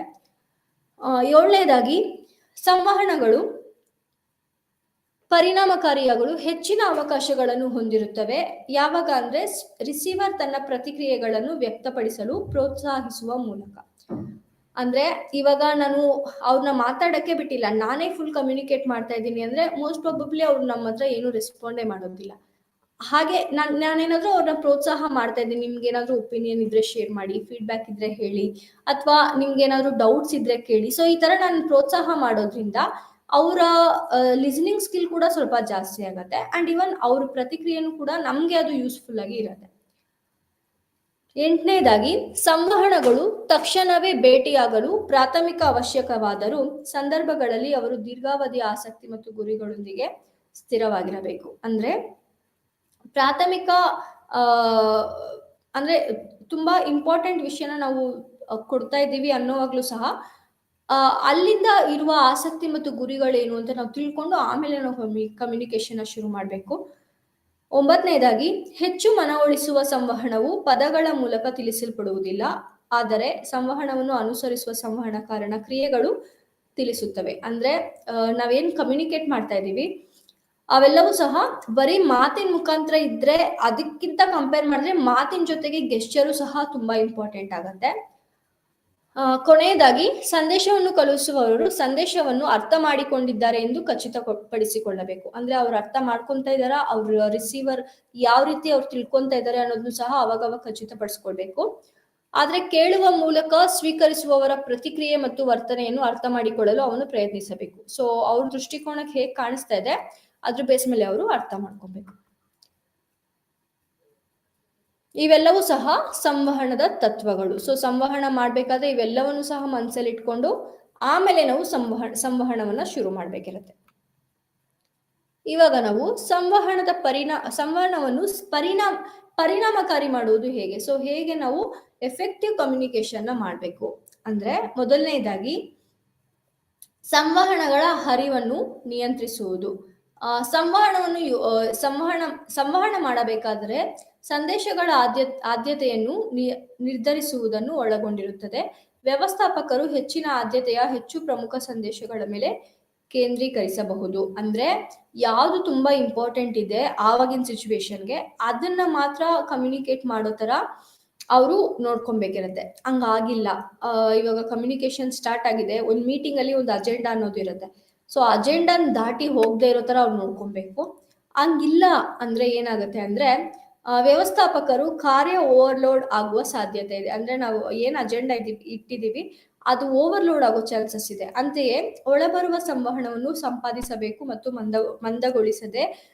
ಮಂದಗೊಳಿಸಿದ ಸಾಧ್ಯವಾದರೆ ಕಡೆಗಣಿಸುವ ಅಥವಾ ನಿರ್ಲಕ್ಷಿಸುವ ಸಾಧ್ಯತೆಗಳನ್ನು ಕಡಿಮೆ ಮಾಡಲು ಪ್ರಮುಖ ಸಂದೇಶಗಳನ್ನು ಸ್ವೀಕರಿಸಲಾಗಿದೆ. ಅಂದ್ರೆ ನಾವ್ ಇವಾಗ ಅಜೆಂಡಾನೇ ಇಲ್ಲದೆ ನಾವು ಮೀಟಿಂಗ್ ಶುರು ಮಾಡಿದೀವಿ ಅಂದ್ರೆ ಆವಾಗ ಏನಾಗುತ್ತೆ, ಬರೋ ಲೈಕ್ ಓವರ್ಲೋಡ್ ಆಗೋ ಇನ್ಫಾರ್ಮೇಶನ್ ನಾವು ಇಗ್ನೋರ್ ಮಾಡ್ತಾ ಇದೀವಿ ಅಥವಾ ನಾವು ನಿರ್ಲಕ್ಷ್ಯ ಮಾಡ್ತಾ ಇದೀವಿ ಅಂದಾಗ ಅದು ಬೇರೆ ತರ ಕನ್ವೆ ಆಗುತ್ತೆ. ಸೊ ಅದನ್ನ ಅವಾಯ್ಡ್ ಮಾಡ್ಬೇಕು ಅಂದ್ರೆ ಸಂವಹನದ ಹರಿವು ಏನಿದೆ, ಏನ್ ಅಜೆಂಡಾ ಇದೆ ಅದನ್ನ ಫಾಲೋ ಮಾಡಿದ್ರೆ ಬೆಸ್ಟ್. ಸೊ ಇದು ಹೀಗೆ ಮಾಡೋದ್ರಿಂದ ಸಂವಹನ ಅನ್ನೋದು ಪರಿಣಾಮಕಾರಿಯಾಗಿರುತ್ತೆ. ಟಾಪಿಕ್ ಏನಿದೆ ಅದ್ರ ಬೇಸ್ ಮೇಲೆ ಮಾತ್ರ ಕಮ್ಯುನಿಕೇಶನ್ ಕಂಟಿನ್ಯೂ ಆಗುತ್ತೆ. ಎರಡನೇದಾಗಿ ಪ್ರತಿಕ್ರಿಯೆ. ಪ್ರತಿ ಸಂವಹನದ ಜೊತೆಗೆ ಪ್ರತಿಕ್ರಿಯೆಯ ಅವಶ್ಯಕತೆ ಇದೆ. ಅಂದರೆ ಸಂವಹನ ಆರಂಭಿಕ ಸಂದೇಶಕ್ಕೆ ಪ್ರತಿಕ್ರಿಯೆ ಅಥವಾ ಪ್ರತಿಕ್ರಿಯೆಯ ಸಂದೇಶ ಸ್ವೀಕರಿಸುವವರ ತಿಳುವಳಿಕೆ ಒಳಗೊಂಡಿರಬಹುದು. ಅವನ ಕ್ರಿಯೆ ಮತ್ತು ನಡವಳಿಕೆಯ ಪ್ರತಿಕ್ರಿಯೆ ಮತ್ತು ಸಾಧಿಸಿದ ಫಲಿತಾಂಶ ಎರಡು ರೀತಿಯಲ್ಲಿ ಸಂವಹನವನ್ನು ಸ್ಥಾಪಿಸುವಲ್ಲಿ ಹೆಚ್ಚು ಸಹಾಯಕವಾಗಿದೆ ಎಂದು ಪರಿಗಣಿಸಲಾಗಿದೆ. ಸೊ ಇಲ್ಲಿ ಏಕವಹನ ಸಂವಹನಕ್ಕಿಂತ ಪರಸ್ಪರ ತಿಳುವಳಿಕೆ ಅನ್ನೋದು ತುಂಬಾ ಇಂಪಾರ್ಟೆಂಟ್. ಅಂದ್ರೆ one way communication is not, ಅದು ಯಾರು ಜಾಸ್ತಿ ಕನ್ಸಿಡರ್ ಮಾಡೋದಿಲ್ಲ. ಯಾಕೆ ಅಂದ್ರೆ ಒನ್ ವೇ ಕಮ್ಯುನಿಕೇಶನ್ ಆಗುವಾಗ ನಾವು ಅವ್ರ ಪ್ರತಿಕ್ರಿಯೆ ಏನಿದೆ ಅಂತ ನಾವು ಆಲ್ಮೋಸ್ಟ್ ತಿಳ್ಕೊಳ್ಳೋದೇ ಇಲ್ಲ. ಸೊ ಎರಡು ಕಡೆಯಿಂದ ಕಮ್ಯುನಿಕೇಶನ್ ಆದ್ರೆ, ಅಂದ್ರೆ ಸಂವಹನ ಆದ್ರೆ ಅದು ಬೆಟರ್. ಯಾಕೆಂದ್ರೆ ಅವ್ರು ಏನ್ ಫೀಲ್ ಮಾಡ್ತಾ ಇದಾರೆ, ಏನ್ ಫೀಡ್ಬ್ಯಾಕ್ ಕೊಡ್ತಾ ಇದಾರೆ ಅನ್ನೋದು ಸಹ ಸಂವಹನದಲ್ಲಿ ತುಂಬಾನೇ ಇಂಪಾರ್ಟೆಂಟ್ ಆಗಿರುತ್ತೆ. ಮೂರನೇದಾಗಿ ಸಂದೇಶದ ಭಾಷೆ ತುಂಬಾ ಇಂಪಾರ್ಟೆಂಟ್. ನಾವು ಯಾವ ಭಾಷೆಯನ್ನ ಯೂಸ್ ಮಾಡ್ತಾ ಇದ್ದೀವಿ, ಸೂಕ್ತವಾದ ಭಾಷೆಯ ಬಳಕೆ ಅತ್ಯಗತ್ಯ. ಸಂದೇಶವನ್ನು ಸಿದ್ಧಪಡಿಸುವಾಗ ಅದನ್ನು ಕಳುಹಿಸುವವರು ಹವಾಮಾನವನ್ನು ಗಮನದಲ್ಲಿಟ್ಟುಕೊಂಡು, ಹಾಗೆಯೇ ರಿಸೀವರ್ ಅನ್ನು ಅರ್ಥೈಸುವ ಸಾಮರ್ಥ್ಯ, ನಿಖರವಾಗಿ ಸಂದೇಶವನ್ನ ಕಳಿಸ್ಬೇಕು. ಅಂದ್ರೆ ನಾವು ಯಾವ ಭಾಷೆಯನ್ನ ಯೂಸ್ ಮಾಡ್ತಾ ಇದ್ದೀವಿ. ಇನ್ ಕೇಸ್ ನೀವು ಕನ್ನಡ ಯೂಸ್ ಮಾಡ್ತಾ ಇದ್ರೆ ಕನ್ನಡದಲ್ಲಿ ಕೆಲವೊಂದು ಪದಗಳು ಎಲ್ರಿಗೂ ಸಹ ಅರ್ಥ ಆಗೋದಿಲ್ಲ. ಸೊ ಒಂದು ಕಮ್ಯುನಿಕೇಶನ್, ಒಂದು ಸಂವಹನವನ್ನ ನಾವು ರವಾನೆ ಮಾಡ್ಬೇಕಾದ್ರೆ ತುಂಬಾ ಈಸಿ ವರ್ಡ್ಸ್ನ ನಾವು ತಗೊಬೇಕಿರತ್ತೆ. ತುಂಬಾ ಒಂದೊಂದು ವರ್ಡ್ಸು ಕೆಲವರಿಗೆ ಅದು ಕೆಲವ್ರು ಆ ವರ್ಡ್ಸ್ ಕೆಲವರು ಅದನ್ನ ಕೇಳಿರೋದು ಸಹ ಇರಲ್ಲ. ಆವಾಗ ಏನಾಗುತ್ತೆ ಅಂದ್ರೆ ನಾವು ಕೊಟ್ಟಿರೋ ಕಮ್ಯುನಿಕೇಶನ್, ಅಂದ್ರೆ ಸಂವಹನ ಮಾಡಿರೋದು ಅವ್ರಿಗೆ ರವಾನೆ ಆಗಿದೆ ಅನ್ನೋದು ನಾವು ಹೇಳೋದಕ್ಕಾಗಲ್ಲ. ಸಮಟೈಮ್ಸ್ ಅದು ಅವ್ರಿಗೆ ಅರ್ಥ ಆಗಿರಲ್ಲ. ಈವನ್ ಅದು ರಿಟರ್ನ್ ಕಮ್ಯುನಿಕೇಶನ್ ಆಗಿದ್ರು ಸಹ, ರಿಟರ್ನ್ ಅಲ್ಲೂ ಸಹ ನಾವು ಏನ್ ಕಮ್ಯುನಿಕೇಟ್ ಮಾಡ್ಬೇಕು ಅನ್ಕೊಂಡಿದೀವಿ ಅದನ್ನ ಈಸಿ ವರ್ಡ್ಸ್ ಅಲ್ಲಿ ಹಾಕಿದ್ರೆ ತುಂಬಾನೇ ಅವರಿಗೆ ಅರ್ಥ ಮಾಡ್ಕೊಳಕ್ಕೆ ಈಸಿ ಆಗುತ್ತೆ. ಮತ್ತು ಶಬ್ದಾರ್ಥಗಳ ಸಮಸ್ಯೆ, ಇದನ್ನೇ ನಾನು ಹೇಳಿದ್ದು. ಸೊ ಶಬ್ದಾರ್ಥಗಳ ಸಮಸ್ಯೆಯನ್ನು ಗಮನದಲ್ಲಿಟ್ಟುಕೊಳ್ಳಬೇಕು. ಅಂದ್ರೆ ಒಂದಕ್ಕಿಂತ ಹೆಚ್ಚು ಅರ್ಥಗಳನ್ನು ಹೊಂದಿರುವ ನಿರ್ದಿಷ್ಟ ಪದಗಳ ಸಾಧ್ಯತೆ. ಒಂದು ಪದಕ್ಕೆ 2-3 ಅರ್ಥಗಳಿರುತ್ತೆ. ಆವಾಗ ಅವರು ರಿಟರ್ನ್ ಕಮ್ಯುನಿಕೇಶನ್ ಅಲ್ಲಿ ಇದು ತುಂಬಾ ಕಷ್ಟ. ಅವ್ರು ಯಾವ ವರ್ಡ್ ನ ಆ ಪರ್ಟಿಕ್ಯುಲರ್ ಸಿಚುವೇಶನ್ ಅಲ್ಲಿ ಅರ್ಥ ಮಾಡ್ಕೊಬೇಕು ಅನ್ನೋದು ತುಂಬಾನೇ, ಇದನ್ನ ಚೂಸ್ ಮಾಡುವಾಗ ತುಂಬಾ ಯೋಚನೆ ಮಾಡಿ ಚೂಸ್ ಮಾಡ್ಬೇಕಿರತ್ತೆ. ಮತ್ತೆ 4ನೇದಾಗಿ ಎಚ್ಚರಿಕೆಯಿಂದ ಆಲಿಸುವ ಪ್ರಾಮುಖ್ಯತೆ. ಮೌಖಿಕ ಸಂದೇಶಗಳನ್ನು ಎಚ್ಚರಿಕೆಯಿಂದ ಆಲಿಸುವುದು ಸಕ್ರಿಯ ಪ್ರಕ್ರಿಯೆಯನ್ನು ಸೂಚಿಸುತ್ತದೆ. ಅಂದ್ರೆ ನಾನೊಂದು ಕಮ್ಯುನಿಕೇಶನ್ ವರ್ಡ್ಸ್ ಮುಖಾಂತರ ಹೇಳ್ತಾ ಇದ್ದೀನಿ ಅಂದ್ರೆ ಆಲಿಸಿ ಯೋಚನೆ ಮಾಡಿ ಆಮೇಲೆ ನಾನು ಕಮ್ಯುನಿಕೇಶನ್ ನ ಶುರು ಮಾಡಬೇಕು. ಸಂವಹನಕ್ಕೆ ಅರೆಮನಸ್ಸಿನ ಗಮನ ಆಗಾಗ್ಗೆ ತಪ್ಪು ತಿಳುವಳಿಕೆ ಮತ್ತು ಗೊಂದಲದ ಕಾರಣವಾಗುತ್ತದೆ. ಅಂದ್ರೆ ಸಂವಹನ ಮಾಡ್ಬೇಕಾದ್ರೆ ಅರೆಮನಸ್ಸಿನ ಗಮನ, ಅಂದ್ರೆ ಅರ್ಧ ಮನ್ಸಲ್ಲಿ ಅಂದ್ರೆ ಕೆಲವು ಸರಿ ಕೇಳಿಸ್ಕೊಳ್ಳೋದು, ಕೆಲವು ಸರಿ ಕೇಳಿಸ್ಕೊಳ್ದೇ ಇರುವುದು.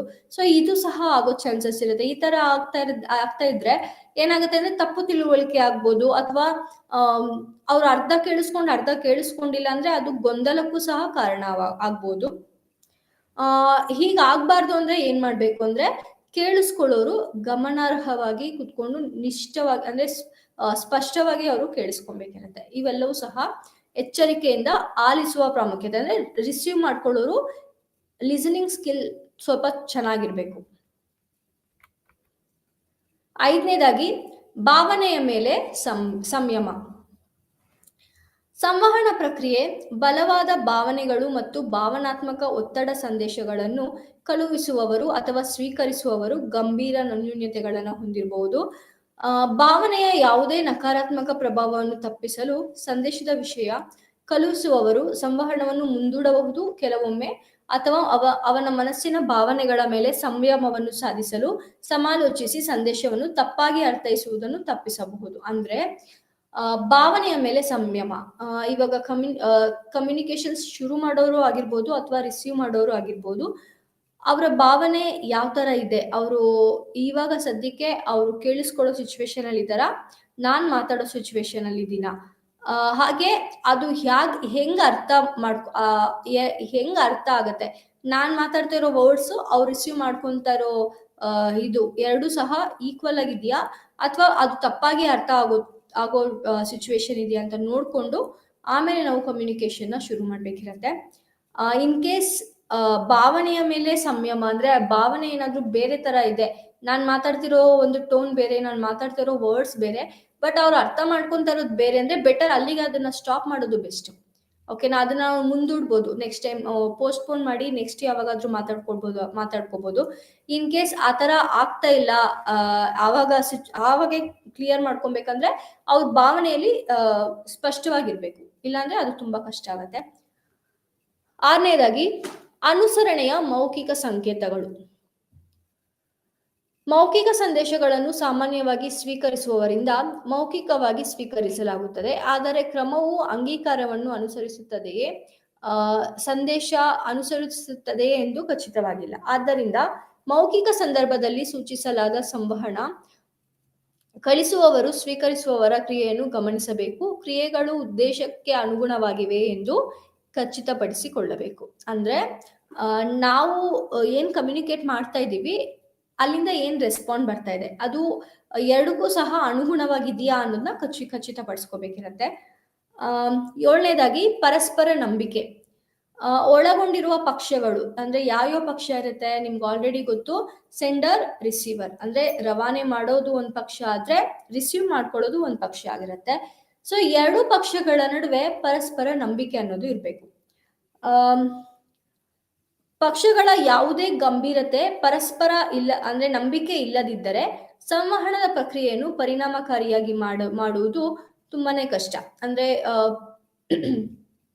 ಕಮ್ಯುನಿಕೇಟ್ ಮಾಡೋರ್ ಮಧ್ಯೆ ನಂಬಿಕೆ ಇಲ್ಲ ಅಂದ್ರೆ ಅಲ್ಲಿ ಕಮ್ಯುನಿಕೇಶನ್ ಅನ್ನೋದು ಪರಿಣಾಮಕಾರಿಯಾಗಿ ಇರೋದಿಲ್ಲ. ಇವುಗಳನ್ನು ಅಭಿವೃದ್ಧಿಪಡಿಸುವ ಅತ್ಯುತ್ತಮ ವಿಧಾನಗಳು ಸಂಸ್ಥೆಯಲ್ಲಿರುವ ಜನರು ಉದ್ದೇಶದ ಪ್ರಾಮಾಣಿಕತೆ ಮತ್ತು ಮುಕ್ತತೆಯನ್ನು ವ್ಯವಸ್ಥಾಪಕರು ಹೊಂದಿರುತ್ತಾರೆ. ಇಲ್ಲಿ ಎರಡು ಕಡೆಯ ಪರಸ್ಪರ ನಂಬಿಕೆ ಅಂದ್ರೆ ಎರಡೂ ಕಡೆ. ಫಾರ್ ಎಕ್ಸಾಂಪಲ್ ಮ್ಯಾನೇಜ್ಮೆಂಟ್ ಮೇಲೆ ಎಂಪ್ಲಾಯಿಗೂ ನಂಬಿಕೆ ಇರಬೇಕು, ಎಂಪ್ಲಾಯಿ ಮೇಲೆ ಮ್ಯಾನೇಜ್ಮೆಂಟ್ಗೂ ನಂಬಿಕೆ ಇರಬೇಕು. ಇವೆರಡು ಸಹ ಬಿಲ್ಡ್ ಆಗ್ಬೇಕು ಅಂದ್ರೆ ಎರಡು ಕಡೆಯಿಂದ ಆಕ್ಟಿವ್ ಆಗಿರ್ಬೇಕು, ಅಂದ್ರೆ ಎರಡು ಕಡೆಯಿಂದ ಆಕ್ಟಿವಿಟೀಸ್ ಅದೇ ತರ ಇರಬೇಕು. ವರ್ಕರ್ ತುಂಬಾ ಚೆನ್ನಾಗಿ ವರ್ಕ್ ಮಾಡ್ತಾ ಇದ್ದಾರೆ, ಎಂಪ್ಲಾಯಿ ತುಂಬಾ ಚೆನ್ನಾಗಿ ವರ್ಕ್ ಮಾಡ್ತಾ ಇದ್ದಾರೆ ಅಂದ್ರೆ ಅದಕ್ಕೆ ತಕ್ಕಂತೆ ಅವರು ಕೂಡ ಕಮ್ಯುನಿಕೇಶನ್ ನ ಇಟ್ಕೊಂಡಿರ್ಬೇಕು. ಮ್ಯಾನೇಜ್ಮೆಂಟ್ ತುಂಬಾ ಚೆನ್ನಾಗಿ ಎಲ್ಲ ಫೆಸಿಲಿಟಿ ಕೊಡ್ತಾ ಇದ್ದಾರೆ, ಎಲ್ಲಾನು ತುಂಬಾ ಚೆನ್ನಾಗಿ ಕಮ್ಯುನಿಕೇಟ್ ಮಾಡ್ತಾ ಇದ್ದಾರೆ ಅಂದ್ರೆ ಅದಕ್ಕೆ ತಕ್ಕಂತೆ ಎಂಪ್ಲಾಯಿ ವರ್ಕ್ ಮಾಡ್ಬೇಕು. ಸೊ ಎರಡೂ ಕಡೆ ಈ ತರ ಇದೆ ಅಂದ್ರೆ ಪರಸ್ಪರ ನಂಬಿಕೆ ಅನ್ನೋದು ಇರುತ್ತೆ. ಇನ್ ಕೇಸ್ ಎರಡೂ ಕಡೆ ಆ ತರ ಇಲ್ಲ ಅಥವಾ ಒಂದ್ ಕಡೆ ಮಿಸ್ ಆದ್ರೆ ಕೂಡ ಪರಸ್ಪರ ನಂಬಿಕೆ ಅನ್ನೋದು ಇಲ್ಲಿ ಇರೋದಿಲ್ಲ. ಸೊ ಇವೆಲ್ಲವೂ ಸಹ ಸಂವಹನವನ್ನು ಪರಿಣಾಮಕಾರಿ ಮಾಡೋದಕ್ಕೆ ತುಂಬಾನೇ ಇಂಪಾರ್ಟೆಂಟ್ ಆಗಿರುತ್ತೆ. ಇವಾಗ ನಾವು ನೆಕ್ಸ್ಟ್ ಕಾನ್ಸೆಪ್ಟ್ ನೋಡೋಣ ಅದು ಯಾವುದು ಅಂದ್ರೆ ಸಮನ್ವಯ. ಸೊ ಸಮನ್ವಯನ ನಾವು ಕೋಆರ್ಡಿನೇಷನ್ ಅಂತ ಹೇಳ್ತೀವಿ.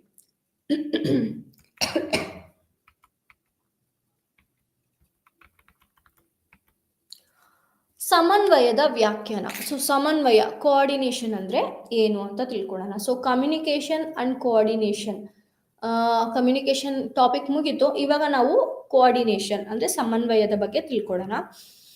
ಸಮನ್ವಯವು ವೈಯಕ್ತಿಕ ಮತ್ತು ಗುಂಪಿನ ಕ್ರಮಬದ್ಧವಾದ ವ್ಯವಸ್ಥೆಯನ್ನು ಸೂಚಿಸುತ್ತದೆ. ಸಾಮಾನ್ಯ ಉದ್ದೇಶಗಳ ಸಾಕ್ಷಾತ್ಕಾರದಲ್ಲಿ ಕ್ರಿಯೆಯ ಏಕತೆಯನ್ನು ಖಚಿತಪಡಿಸಿಕೊಳ್ಳಲು ಇದು ಒಂದು ವಿವಿಧ ಘಟಕಗಳ ವಿಭಿನ್ನ ಕ್ರಿಯೆಗಳು ಅಥವಾ ಪ್ರಯತ್ನಗಳ ಸಿಂಕ್ರೊನೈಸೇಷನ್ ಅನ್ನು ಒಳಗೊಂಡಿರುತ್ತದೆ. ಅಗತ್ಯವಿರುವ ಮೊತ್ತ, ಗುಣಮಟ್ಟ, ಸಮಯ ಮತ್ತು ಅನುಕ್ರಮವನ್ನು ಒದಗಿಸಲು ಸಂಸ್ಥೆ ಯೋಜಿತ ಉದ್ದೇಶಗಳನ್ನು ಕನಿಷ್ಠ ಸಂಘರ್ಷದೊಂದಿಗೆ ಸಾಧಿಸಲು ಪ್ರಯತ್ನಗಳು, ಇವೆಲ್ಲವೂ ಸಹ ಸಮನ್ವಯಕ್ಕೆ ತುಂಬಾನೇ ಇಂಪಾರ್ಟೆಂಟ್ ಆಗಿರುತ್ತೆ. ಅಂದ್ರೆ ಸಮನ್ವಯ ಅಂದ್ರೆ ವೈಯಕ್ತಿಕ ಮತ್ತು ಗುಂಪಿನ ಕ್ರಮಬದ್ಧವಾದ ವ್ಯವಸ್ಥೆ. ಅಂದ್ರೆ ಕೋಆರ್ಡಿನೇಷನ್ ಅಂದ್ರೆ ಒಂದು ಕಂಪನಿಯಲ್ಲಿ ವರ್ಕ್ ಮಾಡೋರು ಎಲ್ಲ ಕೆಲಸ ಮಾಡೋ ಎಲ್ಲ ಎಂಪ್ಲಾಯೀಸ್ಗೂ ಮಧ್ಯೆ ಇರುವ ಒಂದು ಕೋಆರ್ಡಿನೇಷನ್ ಅಥವಾ ಒಂದು ನಿರ್ಧಾರ ತಗೊಳ್ಳೋದ್ರಲ್ಲಾಗಿರ್ಬೋದು ಅಥವಾ ಒಂದು ಕೆಲಸವನ್ನ ಮಾಡ್ಕೊಂಡು ಹೋಗೋದ್ರಲ್ಲಾಗಿರ್ಬೋದು, ಇವೆಲ್ಲದರಲ್ಲೂ ಸಹ ಅವ್ರಿಗೆ ಒಂದೇ ಒಪಿನಿಯನ್ ಇರುತ್ತೆ ಅಥವಾ ಮೆಜಾರಿಟಿ ಆಫ್ ಒಪಿನಿಯನ್ ಇರುತ್ತೆ. ಇಲ್ಲಿ ಸಾಮಾನ್ಯ ಉದ್ದೇಶಗಳನ್ನ ಹೊಂದಿರ್ತಾರೆ. ಸಾಮಾನ್ಯ ಉದ್ದೇಶ ಅಂದ್ರೆ ಎಲ್ರಿಗೂ ಸಹ ಒಂದೇ ತರ ಉದ್ದೇಶ ಅನ್ನೋದು ಇರುತ್ತೆ. ಇದು ಒಂದು ವಿವಿಧ ಘಟಕಗಳ ವಿಭಿನ್ನ ಕ್ರಿಯೆಗಳು ಅಥವಾ ಪ್ರಯತ್ನಗಳ ಸಿಂಕ್ರೊನೈಸೇಷನ್. ಅಂದ್ರೆ ಎಲ್ಲವನ್ನು ಸೇರಿಸಿ ಒಂದ್ ಕಡೆ ನಾವು ಒಂದು ಕಾರ್ಯರೂಪಕ್ಕೆ ತರ್ತಾ ಇರ್ತೀವಿ. ಇಲ್ಲಿ ಏನೇನೆಲ್ಲ ಇಂಪಾರ್ಟೆಂಟ್ ಅಂದ್ರೆ ಯಾವ್ಯಾವ ಅಂಶಗಳು ಇರುತ್ತೆ ಅಂದ್ರೆ ಅಗತ್ಯವಿರುವ ಮೊತ್ತ, ಗುಣಮಟ್ಟ, ಸಮಯ ಮತ್ತು ಅನುಕ್ರಮವನ್ನು ಒದಗಿಸುತ್ತದೆ. ಅಂದ್ರೆ ನಾವೇನ್ ಪ್ಲಾನ್ ಮಾಡಿದೀವಿ, ಯೋಜನೆ ಏನ್ ಮಾಡಿದೀವಿ ಅದನ್ನ ಕಾರ್ಯರೂಪಕ್ಕೆ ತರೋದಕ್ಕೆ ಮೊತ್ತ, ಏನ್ ಫಂಡ್ ಬೇಕಾಗುತ್ತೆ, ಕ್ವಾಲಿಟಿ ಏನ್ ಬೇಕಾಗುತ್ತೆ, ಟೈಮ್ ಏನ್ ಬೇಕಾಗುತ್ತೆ, ಯಾವ ಅನುಕ್ರಮವನ್ನ ನಾವು ಫಾಲೋ ಮಾಡ್ಬೇಕು, ಇವೆಲ್ಲವನ್ನ ಸಹ ಒಂದ್ ಕಡೆ ತರೋದಕ್ಕೆ ಕೋಆರ್ಡಿನೇಷನ್ ಅನ್ನೋದು ತುಂಬಾ ಇಂಪಾರ್ಟೆಂಟ್ ಆಗಿರುತ್ತೆ. ಬ್ರೆಚ್ ಪ್ರಕಾರ, ಸೊ ಬ್ರೆಚ್ ಏನ್ ಹೇಳ್ತಾ ಇದ್ರೆ ಅಕಾರ್ಡಿಂಗ್ ಟು ಬ್ರೆಚ್ ಕೋಆರ್ಡಿನೇಷನ್ ಅಂದ್ರೆ ಏನು ಅಂದ್ರೆ ಸಮನ್ವಯವು ತಂಡವನ್ನು ಸಮತೋಲನಗೊಳಿಸುವುದು ಮತ್ತು ಒಟ್ಟಿಗೆ ಇಡುವುದು. ಸೊ ಒಂದು ತಂಡ, ಒಂದು ಗ್ರೂಪ್ ಆಫ್ ಪೀಪಲ್ ನ ಸಮತೋಲನಗೊಳಿಸುವುದು, ಎಲ್ರೂ ಈಕ್ವಲ್ ಆಗಿ ಟ್ರೀಟ್ ಮಾಡೋದು, ಮತ್ತೆ ಅವ್ರನ್ನ ಒಟ್ಟಿಗೆ ಇಟ್ಕೊಳ್ಳೋದು, ಒಟ್ಟಿಗೆ ಇಟ್ಕೊಂಡು ಕೆಲಸವನ್ನ ಕಾರ್ಯರೂಪಕ್ಕೆ ತರೋದು. ವಿವಿಧ ಸದಸ್ಯರಿಗೆ ಕಾರ್ಯಗಳ ಸೂಕ್ತ ಹಂಚಿಕೆಯನ್ನು ಖಚಿತಪಡಿಸಿಕೊಳ್ಳುವ ಮೂಲಕ. ಅಂದ್ರೆ ಯಾರ್ಯಾರೆಲ್ಲ ಸದಸ್ಯರು ಆ ಗ್ರೂಪ್ ನಲ್ಲಿ ಇದ್ದಾರೆ, ಆ ತಂಡದಲ್ಲಿ ಇದ್ದಾರೆ, ಅವರೆಲ್ರಿಗೂ ಸಹ ಕಾರ್ಯಗಳನ್ನ ಸೂಕ್ತವಾಗಿ ಹಂಚಿಕೆ ಮಾಡಿ ಅದನ್ನ ನೋಡುವ ಮೂಲಕ ಕಾರ್ಯಗಳನ್ನು ಸದಸ್ಯರ ನಡುವೆ ಸಾಮರಸ್ಯದಿಂದ ನಿರ್ವಹಿಸಲಾಗುತ್ತದೆ. ಅಂದ್ರೆ ಅದನ್ನ ನೋಡ್ಕೊಳ್ಳೋಕೆ ಒಬ್ಬ ಸದಸ್ಯರನ್ನ ಇಟ್ಟು ಆ ಎಲ್ಲಾ ಕೆಲಸಗಳನ್ನ ಕರೆಕ್ಟ್ ಆಗಿ ನಡ್ಸ್ಕೊಂತ ಹೋಗೋದು. ಇದನ್ನ ನಾವು ಸಮನ್ವಯದ ಇದು ಯಾರು ಹೇಳಿರೋದು ಅಂದ್ರೆ ಬ್ರೆಚ್. ಸೊ ಬ್ರೆಚ್ ಪ್ರಕಾರ ಸಮನ್ವಯ ಅಂದ್ರೆ ಅದೊಂದು ತಂಡದಲ್ಲಿರುವ ಎಲ್ಲರಿಗೂ ಸಹ ಸೂಕ್ತ ಕಾರ್ಯಗಳನ್ನ ಹಂಚಿರ್ತಾರೆ.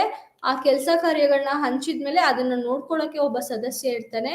ಸೊ ಅದನ್ನ ಅನುಕ್ರಮವಾಗಿ ಎಲ್ಲಾ ಕೆಲಸಗಳನ್ನ ನೋಡ್ಕೊಂತ ಹೋಗಿ ಸಾಮರಸ್ಯದಿಂದ ಆ ಗ್ರೂಪ್ ಕಂಟಿನ್ಯೂ ಆಗ್ತಾ ಇರುತ್ತೆ. ಸೊ ಇದನ್ನ ನಾವು ಸಮನ್ವಯ ಅಂತ ಹೇಳ್ಬೋದು. ಮೇಲಿನ ಚರ್ಚೆಯಿಂದ ಕೆಳಗಿನ 5 ಅಂಶಗಳು ಹೊಮ್ಮಬಹುದು. ಅಂದ್ರೆ ನಾವೇನ್ ಸಮನ್ವಯ ಅಂತ ನಾವ್ ಏನ್ ತಿಳ್ಕೊಂಡ್ವಿ, ಈ ಡೆಫಿನೇಷನ್ ಇಂದ ನಾವು ಈ ಪಾಯಿಂಟ್ಸ್ ನ ತಿಳ್ಕೊಬಹುದು. ಅದ್ರಲ್ಲಿ ಮೊದಲನೇದಾಗಿ ಗುಂಪು ಪ್ರಯತ್ನಗಳ ಸಮನ್ವಯತೆ. ಸೊ ಒಂದು ಗುಂಪು, ಒಬ್ರೆ ಇಂಡಿವಿಜುವಲ್ ಕೆಲಸ ಮಾಡೋ ಬದಲು ಒಂದು ಗ್ರೂಪ್ ಆಗಿ ಒಂದು ಕೆಲಸವನ್ನ ನಾವು ಮಾಡ್ತಾ ಇದೀವಿ ಅಂದ್ರೆ ಅದನ್ನ ತುಂಬಾ ಸ್ಪಷ್ಟವಾಗಿ ಸಾಧನೆ ಮಾಡೋದಕ್ಕೆ ತುಂಬಾನೇ ಹೆಲ್ಪ್ ಆಗುತ್ತೆ. ಸೊ ಸಂಘಟನೆಯನ್ನು ಸೂಚಿಸಲು ಗುಂಪು ಪ್ರಯತ್ನಗಳ ಸಮನ್ವಯತೆ ಒತ್ತು ನೀಡಿದರು. ಇದು ಕೇವಲ ಪುರುಷರು, ಹಣ, ವಸ್ತು, ಯಂತ್ರಗಳು, ವಿಧಾನಗಳ ಸಂಗ್ರಹವಲ್ಲ, ಆದರೆ ಈ ಸಂಪನ್ಮೂಲಗಳನ್ನು ಸರಿಯಾಗಿ ಸಂಘಟಿಸಬೇಕಾಗಿದೆ. ಸೊ ಈ ಎಲ್ಲವನ್ನ ಸಹ, ಅಂದ್ರೆ ಇಂಡಿವಿಜುವಲ್ ಆಗಿರ್ಬೋದು, ಹಣ ಆಗಿರ್ಬೋದು, ವಸ್ತು, ಯಂತ್ರಗಳು, ವಿಧಾನಗಳು, ಇವೆಲ್ಲವನ್ನು ಸಹ ಕರೆಕ್ಟ್ ಆಗಿ ಇಟ್ಕೊಳ್ಳೋದು ಮಾತ್ರ ಅಲ್ಲ, ಅದನ್ನ ಸರಿಯಾಗಿ ಸಂಘಟಿಸೋದು, ಕೋಆರ್ಡಿನೇಟ್ ಮಾಡಿ ಆಮೇಲೆ ನಾವು ಕೆಲಸವನ್ನ ಈ ತರ ಕರೆಕ್ಟ್ ಆಗಿ ಕೋಆರ್ಡಿನೇಟ್ ಮಾಡಿದ್ರೆ ನಾವು ಕೆಲಸವನ್ನ ಯಶಸ್ವಿಯಾಗಿ ಮುಗಿಸ್ಬೋದಾಗಿರುತ್ತೆ. ಸೊ ಅದು ಮೊದಲನೇದಾಗಿ ಗುಂಪು ಪ್ರಯತ್ನಗಳ ಸಮನ್ವಯ. ಸೊ ಜೊತೆಗೆ ಏನಾಗುತ್ತೆ ಅಂದ್ರೆ ಅಧೀನ ಪ್ರಯತ್ನಗಳು ಸರಿಯಾದ ಸಮಯ ಮತ್ತು ಮರಣದಂಡನೆಯ ಗುಣಮಟ್ಟವನ್ನು ಖಚಿತಪಡಿಸಿಕೊಳ್ಳಲು ಸಹ ಸಿಂಕ್ರೊನೈಸ್ ಮಾಡಬಹುದು. ಇದರಿಂದ ಸಾಂಸ್ಥಿಕ ಉದ್ದೇಶಗಳು ಸಾಕಾರಗೊಳ್ಳುತ್ತವೆ. ಅಂದ್ರೆ ಸರಿಯಾದ ಸಮಯಕ್ಕೆ ಸರಿಯಾದ ಕೆಲಸವನ್ನ ಮುಗಿಸ್ಕೊಡೋದಕ್ಕೆ ಈ ತರ ಗುಂಪು ಪ್ರಯತ್ನ ಅನ್ನೋದು ತುಂಬಾ ಚೆನ್ನಾಗಿ ವರ್ಕೌಟ್ ಆಗುತ್ತೆ. ಎರಡನೇದಾಗಿ ಕ್ರಿಯೆಯ ಏಕತೆ. ಸಂಸ್ಥೆಯಲ್ಲಿರುವ ಪ್ರತಿಯೊಬ್ಬ ವ್ಯಕ್ತಿಯು ಕೆಲವು ವಿಶಿಷ್ಟತೆಯನ್ನು ಮತ್ತು ವಿವಿಧ ರೀತಿಯ ಕಾರ್ಯಗಳ ನಿರ್ವಹಿಸುತ್ತಾರೆ. ಅಂದ್ರೆ ಒಂದ್ ಸಂಸ್ಥೆಯಲ್ಲಿರೋ ಎಲ್ರಿಗೂ ಕೂಡ ಒಂದೇ ತರ ಟ್ಯಾಲೆಂಟ್ ಇರೋದಿಲ್ಲ. ಒಬ್ಬೊಬ್ಬರಿಗೆ ಒಂದೊಂದ್ ತರ ಡಿಫ್ರೆಂಟ್ ಟ್ಯಾಲೆಂಟ್ ಇರುತ್ತೆ. ಒಬ್ಬೊಬ್ಬರಿಗೆ ಡಿಫ್ರೆಂಟ್ ಯೋಚನೆ ಆಗಿರ್ಬೋದು ಅಥವಾ ಕ್ರಿಯೇಟಿವಿಟಿ ಆಗಿರ್ಬೋದು, ಎಲ್ರಿಗೂ ಒಂದೇ ತರ ಇರೋದಿಲ್ಲ, ಡಿಫ್ರೆಂಟ್ ಆಗಿ ಇರುತ್ತೆ. ಸೊ ಇತರರೊಂದಿಗೆ ಮಾತ್ರ ಸಂಬಂಧ ಹೊಂದಿಲ್ಲ, ಆದರೆ ಅವನ ಕಾರ್ಯವು ಇತರರ ಮೇಲೆ ಪರಿಣಾಮ ಬೀರುತ್ತದೆ. ಏಕತೆಯನ್ನು ಸಾಧಿಸಲು ವೈಯಕ್ತಿಕ ಪ್ರಯತ್ನಗಳನ್ನು ಸಿಂಕ್ರೊನೈಸ್ ಮಾಡಲು ವ್ಯವಸ್ಥಾಪಕರು ಪ್ರಯತ್ನಿಸುತ್ತಾರೆ. ಸೊ ಇಲ್ಲಿ ನಾವು ಇಂಡಿವಿಜುವಾಲಿಟಿನೂ ಸಹ ಸಂಘಟನೆಯಲ್ಲಿ ತೋರಿಸ್ಬೋದು. ನಾವ್ ಇಲ್ಲಿ ಏನ್ ಗುಂಪಲ್ಲಿ ಇರ್ತೀವಿ, ಸೊ ಗುಂಪಿನೊಳಗಡೆ ಇಂಡಿವಿಜುವಾಲಿಟಿನೂ ಸಹ ನಾವು ತೋರಿಸ್ಬೋದು. ಅಂದ್ರೆ ನಮ್ ಕೆಲಸವನ್ನ ಯಾವ ಥರ ನಾವು ತೋರಿಸ್ತಾ ಇದ್ದೀವಿ ಕ್ರಿಯೇಟಿವ್ ಆಗಿ ಅಥವಾ ತುಂಬ ಟ್ರಿಕ್ಕಿಯಾಗಿ ನಾವು ಕೆಲಸ ಮಾಡ್ತಾ ಇರ್ತೀವಿ. ಸೊ ಇವೆಲ್ಲವನ್ನು ಸಹ ನಾವು ನಮ್ಮ ಕ್ರಿಯೆಯ ಮೂಲಕ ನಮ್ಮ ಇಂಡಿವಿಜುವಾಲಿಟಿನ ತೋರಿಸ್ಬೋದು. ಅದು 2ನೇ ಪಾಯಿಂಟ್. ಮೂರನೇದಾಗಿ ಸಾಮಾನ್ಯ ಉದ್ದೇಶದ ಅನ್ವೇಷಣೆ. ಸೊ ಸಾಮಾನ್ಯ ಅಂದರೆ ಗ್ರೂಪಲ್ಲಿ ಯಾರ್ಯಾರೆಲ್ಲ ಇರ್ತಾರೆ ಎಲ್ಲರಿಗೂ ಸಹ ಸಾಮಾನ್ಯ ಉದ್ದೇಶ ಇರುತ್ತೆ, ಎಲ್ರಿಗೂ ಸಹ ಒಂದೇ ಉದ್ದೇಶ ಇರುತ್ತೆ. ಸೊ ಪ್ರತಿಯೊಬ್ಬ ಉದ್ಯೋಗಿ ಅವರ ಗುರಿಗಳು, ಗ್ರಹಿಕೆಗಳು, ಮೌಲ್ಯಗಳು, ನಂಬಿಕೆಗಳು, ವರ್ತನೆಗಳು ಎಲ್ಲವೂ ಸಹ ತನ್ನದೇ ಆದ ಗುರಿಗಳನ್ನು ಸಾಧಿಸಲು ಎಲ್ಲಾ ಪ್ರಯತ್ನಗಳನ್ನು ಮಾಡುತ್ತದೆ. ಸೊ ಅಲ್ಲಿ ಇಂಡಿವಿಜುವಲ್ಗೂ ಸಹ ಅವ್ರದ್ದು ಓನ್ ಆಬ್ಜೆಕ್ಟಿವ್ ಇರುತ್ತೆ, ಹಾಗೆ ಕಂಪನಿ ಆಬ್ಜೆಕ್ಟಿವ್ನು ಸಹ ಅವರು ನೋಡ್ಕೊತಾ ಇರ್ತಾರೆ. ಸೊ ಇದು 3ನೇ ಪಾಯಿಂಟ್ ಆಗಿರುತ್ತೆ. ಇಲ್ಲಿ ಅವರು ಸಾಂಸ್ಥಿಕ ಗುರಿಗಳ ಸಾಧನೆಗಾಗಿ ಏನಾದರೂ ಕೊಡುಗೆ ನೀಡುತ್ತಾರೆ. ಅವರು ತಮ್ಮ ಗುರಿಗಳನ್ನು ಸಹ ನೋಡ್ಕೊತಾ ಇರ್ತಾರೆ, ಅಂದ್ರೆ ಸಾಂಸ್ಥಿಕ ಗುರಿಗಳು ಸಾಧನೆಗಾಗಿನೂ ಸಹ ಏನಾದ್ರು ಒಂದು ಕೊಡುಗೆಯನ್ನ ನೀಡ್ತಾ ಇರ್ತಾರೆ. ನಿಮ್ಗೆ ಗೊತ್ತಿರುತ್ತೆ, ಪರ್ಸನಲ್ ಆಬ್ಜೆಕ್ಟಿವ್ ಬೇರೆ, ಆರ್ಗನೈಸೇಷನಲ್ ಆಬ್ಜೆಕ್ಟಿವ್ ಬೇರೆ. So for example, personal objective ಅಂದ್ರೆ ನಾನು ಯಾವುದೋ ಒಂದು ಸಾಧನೆ ಮಾಡಬೇಕು ಅಂತ ಅನ್ಕೊಂಡಿರ್ತೀನಿ, ಅದು ನನ್ನ ಇಂಡಿವಿಜುವಲ್ ಆಬ್ಜೆಕ್ಟಿವ್. ಹಾಗೆ ಆರ್ಗನೈಸೇಷನಲ್ ಆಬ್ಜೆಕ್ಟಿವ್ ಅಂದ್ರೆ ಸಂಸ್ಥೆಯ ಗುರಿಗಳು ಏನು ಅಂದ್ರೆ ಮೇ ಬಿ ಪ್ರಾಫಿಟ್ ಇನ್ಕ್ರೀಸ್ ಮಾಡೋದಾಗಿರ್ಬೋದು, ಅಥವಾ ಗುಡ್ ವಿಲ್ ಇನ್ಕ್ರೀಸ್ ಮಾಡೋದಾಗಿರ್ಬೋದು, ರೆಪ್ಯುಟೇಷನ್ ಗುಡ್ ವಿಲ್ ಅವ್ರ ರೆಪ್ಯುಟೇಷನ್ ಇಂಪ್ರೂವ್ ಮಾಡಿಕೊಳ್ಳೋದಾಗಿರ್ಬೋದು. ಇದು ಸಾಂಸ್ಥಿಕ ಗುರಿಗಳಾಗಿರುತ್ತೆ. ಸೊ ಇವೆರಡಕ್ಕೂ ಸಹ ಕೋಆರ್ಡಿನೇಷನ್ ಅನ್ನೋದು ತುಂಬಾ ಇಂಪಾರ್ಟೆಂಟ್. ಸೊ ನಾನು ಇಂಡಿವಿಜುವಲ್ ಆಗಿನೂ ನಾನು ಡೆವಲಪ್ ಆಗಬೇಕು, ಆರ್ಗನೈಸೇಷನ್ ಡೆವಲಪ್ ಮಾಡಬೇಕು ಅನ್ಕೊಂಡ್ರೆ ಕೋಆರ್ಡಿನೇಷನ್ ಇಸ್ ವೆರಿ ಇಂಪಾರ್ಟೆಂಟ್. 4ನೇದಾಗಿ ನಿರಂತರ ಪ್ರಕ್ರಿಯೆ. ಸೊ ಸಮನ್ವಯವು ಒಂದು ಶಾರ್ಟ್ ಒಪ್ಪಂದವಲ್ಲ, ಆದರೆ ನಿರಂತರವಾಗಿರುತ್ತದೆ. ಸೊ ಇಲ್ಲಿ ಸಮನ್ವಯ, ಕೋಆರ್ಡಿನೇಷನ್ ಅನ್ನೋದು ಒಂದ್ಸರಿ ಮಾತ್ರ ಅಲ್ಲ, ಎಲ್ಲ ಕೆಲಸ ಕಾರ್ಯಗಳಿಗೂ ಸಹ ಎಲ್ಲದಕ್ಕೂ ಸಹ ನಮಗೆ ಕೋಆರ್ಡಿನೇಷನ್ ಅನ್ನೋದು ಇರಬೇಕು. ಅದರಿಂದ ಇದು ನಿರಂತರ ಪ್ರಕ್ರಿಯೆ. ಕಂಪನಿ ಇರೋವರೆಗೂ, ಸಂಸ್ಥೆ ಇರೋವರೆಗೂ ಸಹ ಕೋಆರ್ಡಿನೇಷನ್ ಅನ್ನೋದು ಇರಲೇಬೇಕು. ಕೊನೆಯದಾಗಿ ಜವಾಬ್ದಾರಿ. ಸೊ ಸಮನ್ವಯವು ಹೆಚ್ಚು ಎಂದು ಇಲ್ಲಿ ಗಮನಿಸಬೇಕು. ಅವರು ಇಲ್ಲಿ ಕೆಲಸ ಮಾಡ್ತಾ ಇರೋ ಎಲ್ರಿಗೂ ಸಹ ಕೋಆರ್ಡಿನೇಷನ್ ಮೇಲೆ ಜವಾಬ್ದಾರಿ ಇರುತ್ತೆ. ಸೊ ಎಲ್ರ ಬಗ್ಗೆನೂ ಥಿಂಕ್ ಮಾಡ್ಬೇಕಿರತ್ತೆ. ಸೊ ಇವೆಲ್ಲವೂ ಸಹ ಡೆಫಿನೇಷನ್ ಬೇಸ್ ಮೇಲೆ ಬಂದಿರೋ ಪಾಯಿಂಟ್ಸ್. ಇವಾಗ ನಾವು ಸಮನ್ವಯದ ಉದ್ದೇಶಗಳೇನು ಅಂತ ತಿಳ್ಕೊಳ್ಳೋಣ. ಸೊ ಮೊದಲನೇದಾಗಿ ಗುರಿಗಳ ಸಮನ್ವಯ. ಸೊ ನಾನು ಆಲ್ರೆಡಿ ಹೇಳಿದ ಹಾಗೆ ಇಲ್ಲಿ ವೈಯಕ್ತಿಕ ಗುರಿನೂ ಇರುತ್ತೆ, ಸಾಂಸ್ಥಿಕ ಗುರಿನೂ ಇರುತ್ತೆ. ಅಂದ್ರೆ ಆರ್ಗನೈಸೇಷನಲ್ ಆಬ್ಜೆಕ್ಟಿವ್ ಮತ್ತೆ ಇಂಡಿವಿಜುವಲ್ ಆಬ್ಜೆಕ್ಟಿವ್. ಸೊ ಇವೆರಡುಗಳ ಮಧ್ಯೆ ವ್ಯತ್ಯಾಸ ಏನಿದೆ, ಮತ್ತೆ ಅದನ್ನ ಹೇಗೆ ನಾವು ಸರಿ ಮಾಡಿಕೊಂಡು ಆರ್ಗನೈಸೇಷನ್ ಗುರಿ ಏನಿದೆ ಅಥವಾ ಈ ವೈಯಕ್ತಿಕ ಗುರಿ ಏನಿದೆ ಎರಡನ್ನೂ ಸಹ ಹೇಗೆ ಮ್ಯಾನೇಜ್ ಮಾಡಬೇಕು ಅನ್ನೋದು ನೋಡ್ಕೊಬೇಕಿರತ್ತೆ. ಸೊ ಇದು ಮೊದಲನೇ ಪಾಯಿಂಟ್. 2ನೇದಾಗಿ ಗುರಿಗಳ ಒಟ್ಟು ಸಾಧನೆ. ಸೊ ನಾವು ಕೋಆರ್ಡಿನೇಷನ್ ಅಲ್ಲಿ ಇದ್ರೆ ಎಲ್ಲರೂ ಸೇರ್ಕೊಂಡು ನಮ್ಮ ಗುರಿಯನ್ನ ನಾವು ಸಾಧಿಸ್ಬೋದು. ಇನ್ ಕೇಸ್ ಕೋಆರ್ಡಿನೇಷನ್ ಇಲ್ಲ ಅಂದ್ರೆ ಆಲ್ಮೋಸ್ಟ್ ಗುರಿಯನ್ನ ಸಾಧಿಸೋದು ಸ್ವಲ್ಪ ಕಷ್ಟ ಆಗ್ಬೋದು. 3ನೇದಾಗಿ ಸಾಮರಸ್ಯ ಸಂಬಂಧಗಳು. ಸೊ ಇಲ್ಲಿ ಯಾವ್ಯಾವ ಸಮನ್ವಯದ ಇನ್ನೊಂದು ಉದ್ದೇಶ ವ್ಯಕ್ತಿ ಮತ್ತು ಸಂಸ್ಥೆಯ ನಡುವೆ ಸಾಮರಸ್ಯದ ಸಂಬಂಧ. ಸೊ ಇಲ್ಲಿ ಕೋಆರ್ಡಿನೇಷನ್ ಅಲ್ಲಿ ಸಂಬಂಧ ಅನ್ನೋದು ತುಂಬಾನೇ ಇಂಪಾರ್ಟೆಂಟ್. ನಾವು ಯಾವ ಅಧಿಕಾರದ ರೇಖೆ ಒಳಗಡೆ ಇದ್ದೀವಿ, ನಾವು ಆ ಲೈನ್ ದಾಟಿ ಹೋಗ್ತಾ ಇದೀವ, ಲೈನ್ ಒಳಗಡೆ ಇದೀವ. ಸೊ ಇದನ್ನ ಸಹ ನೋಡ್ಕೊಬೇಕಿರುತ್ತೆ. ನಾವು ಎಂಪ್ಲಾಯೀಸ್ನ ಹೆಂಗ್ ಟ್ರೀಟ್ ಮಾಡಬೇಕು, ಒಂದು ಗ್ರೂಪ್ ಅಲ್ಲಿ ಮಿಡಲ್ ಲೆವೆಲ್ ಇರ್ತಾರೆ, ಆಪರೇಷನಲ್ ಲೆವೆಲ್ ಇರ್ತಾರೆ. ಸೊ ನಾವು ಹೇಗೆ ಟ್ರೀಟ್ ಮಾಡ್ತಾ ಇದೀವಿ, ಅದು ಹೇಗೆ ಸಂಬಂಧವನ್ನ ಬೆಳೆಸ್ತಾ ಇದೆ, ಬೆಳೆಸೋ ತರನೇ ಇರಬೇಕು ಸಂಬಂಧ. ಸೊ ಇದು ಸಹ ಇಂಪಾರ್ಟೆಂಟ್.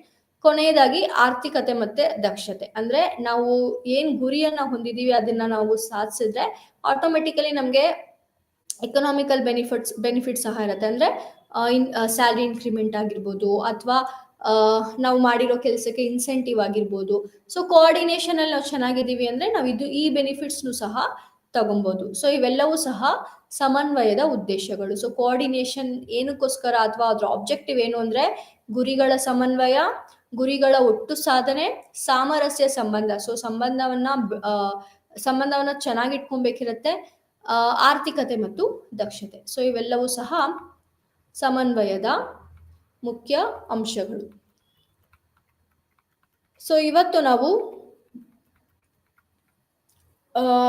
ಆಬ್ಜೆಕ್ಟಿವ್ಸ್ ಆಫ್ ಕೋಆರ್ಡಿನೇಷನ್ ಇಲ್ಲಿವರೆಗೂ ನೋಡಿದೀವಿ. ಸೊ ಇಲ್ಲಿಗೆ ಬ್ಲಾಕ್ 4ನ ಯೂನಿಟ್ 14 ಅಂದ್ರೆ ಕಮ್ಯುನಿಕೇಶನ್ ಅಂಡ್ ಕೋಆರ್ಡಿನೇಷನ್ ಚಾಪ್ಟರ್ ಮುಗೀತು.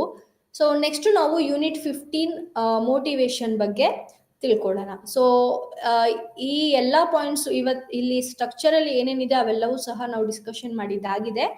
ನೆಕ್ಸ್ಟ್ ಕ್ಲಾಸ್ನಲ್ಲಿ ನಾವು ಯೂನಿಟ್ 15 ಮೋಟಿವೇಶನ್ ಅನ್ನ ಶುರು ಮಾಡೋಣ. ಧನ್ಯವಾದಗಳು.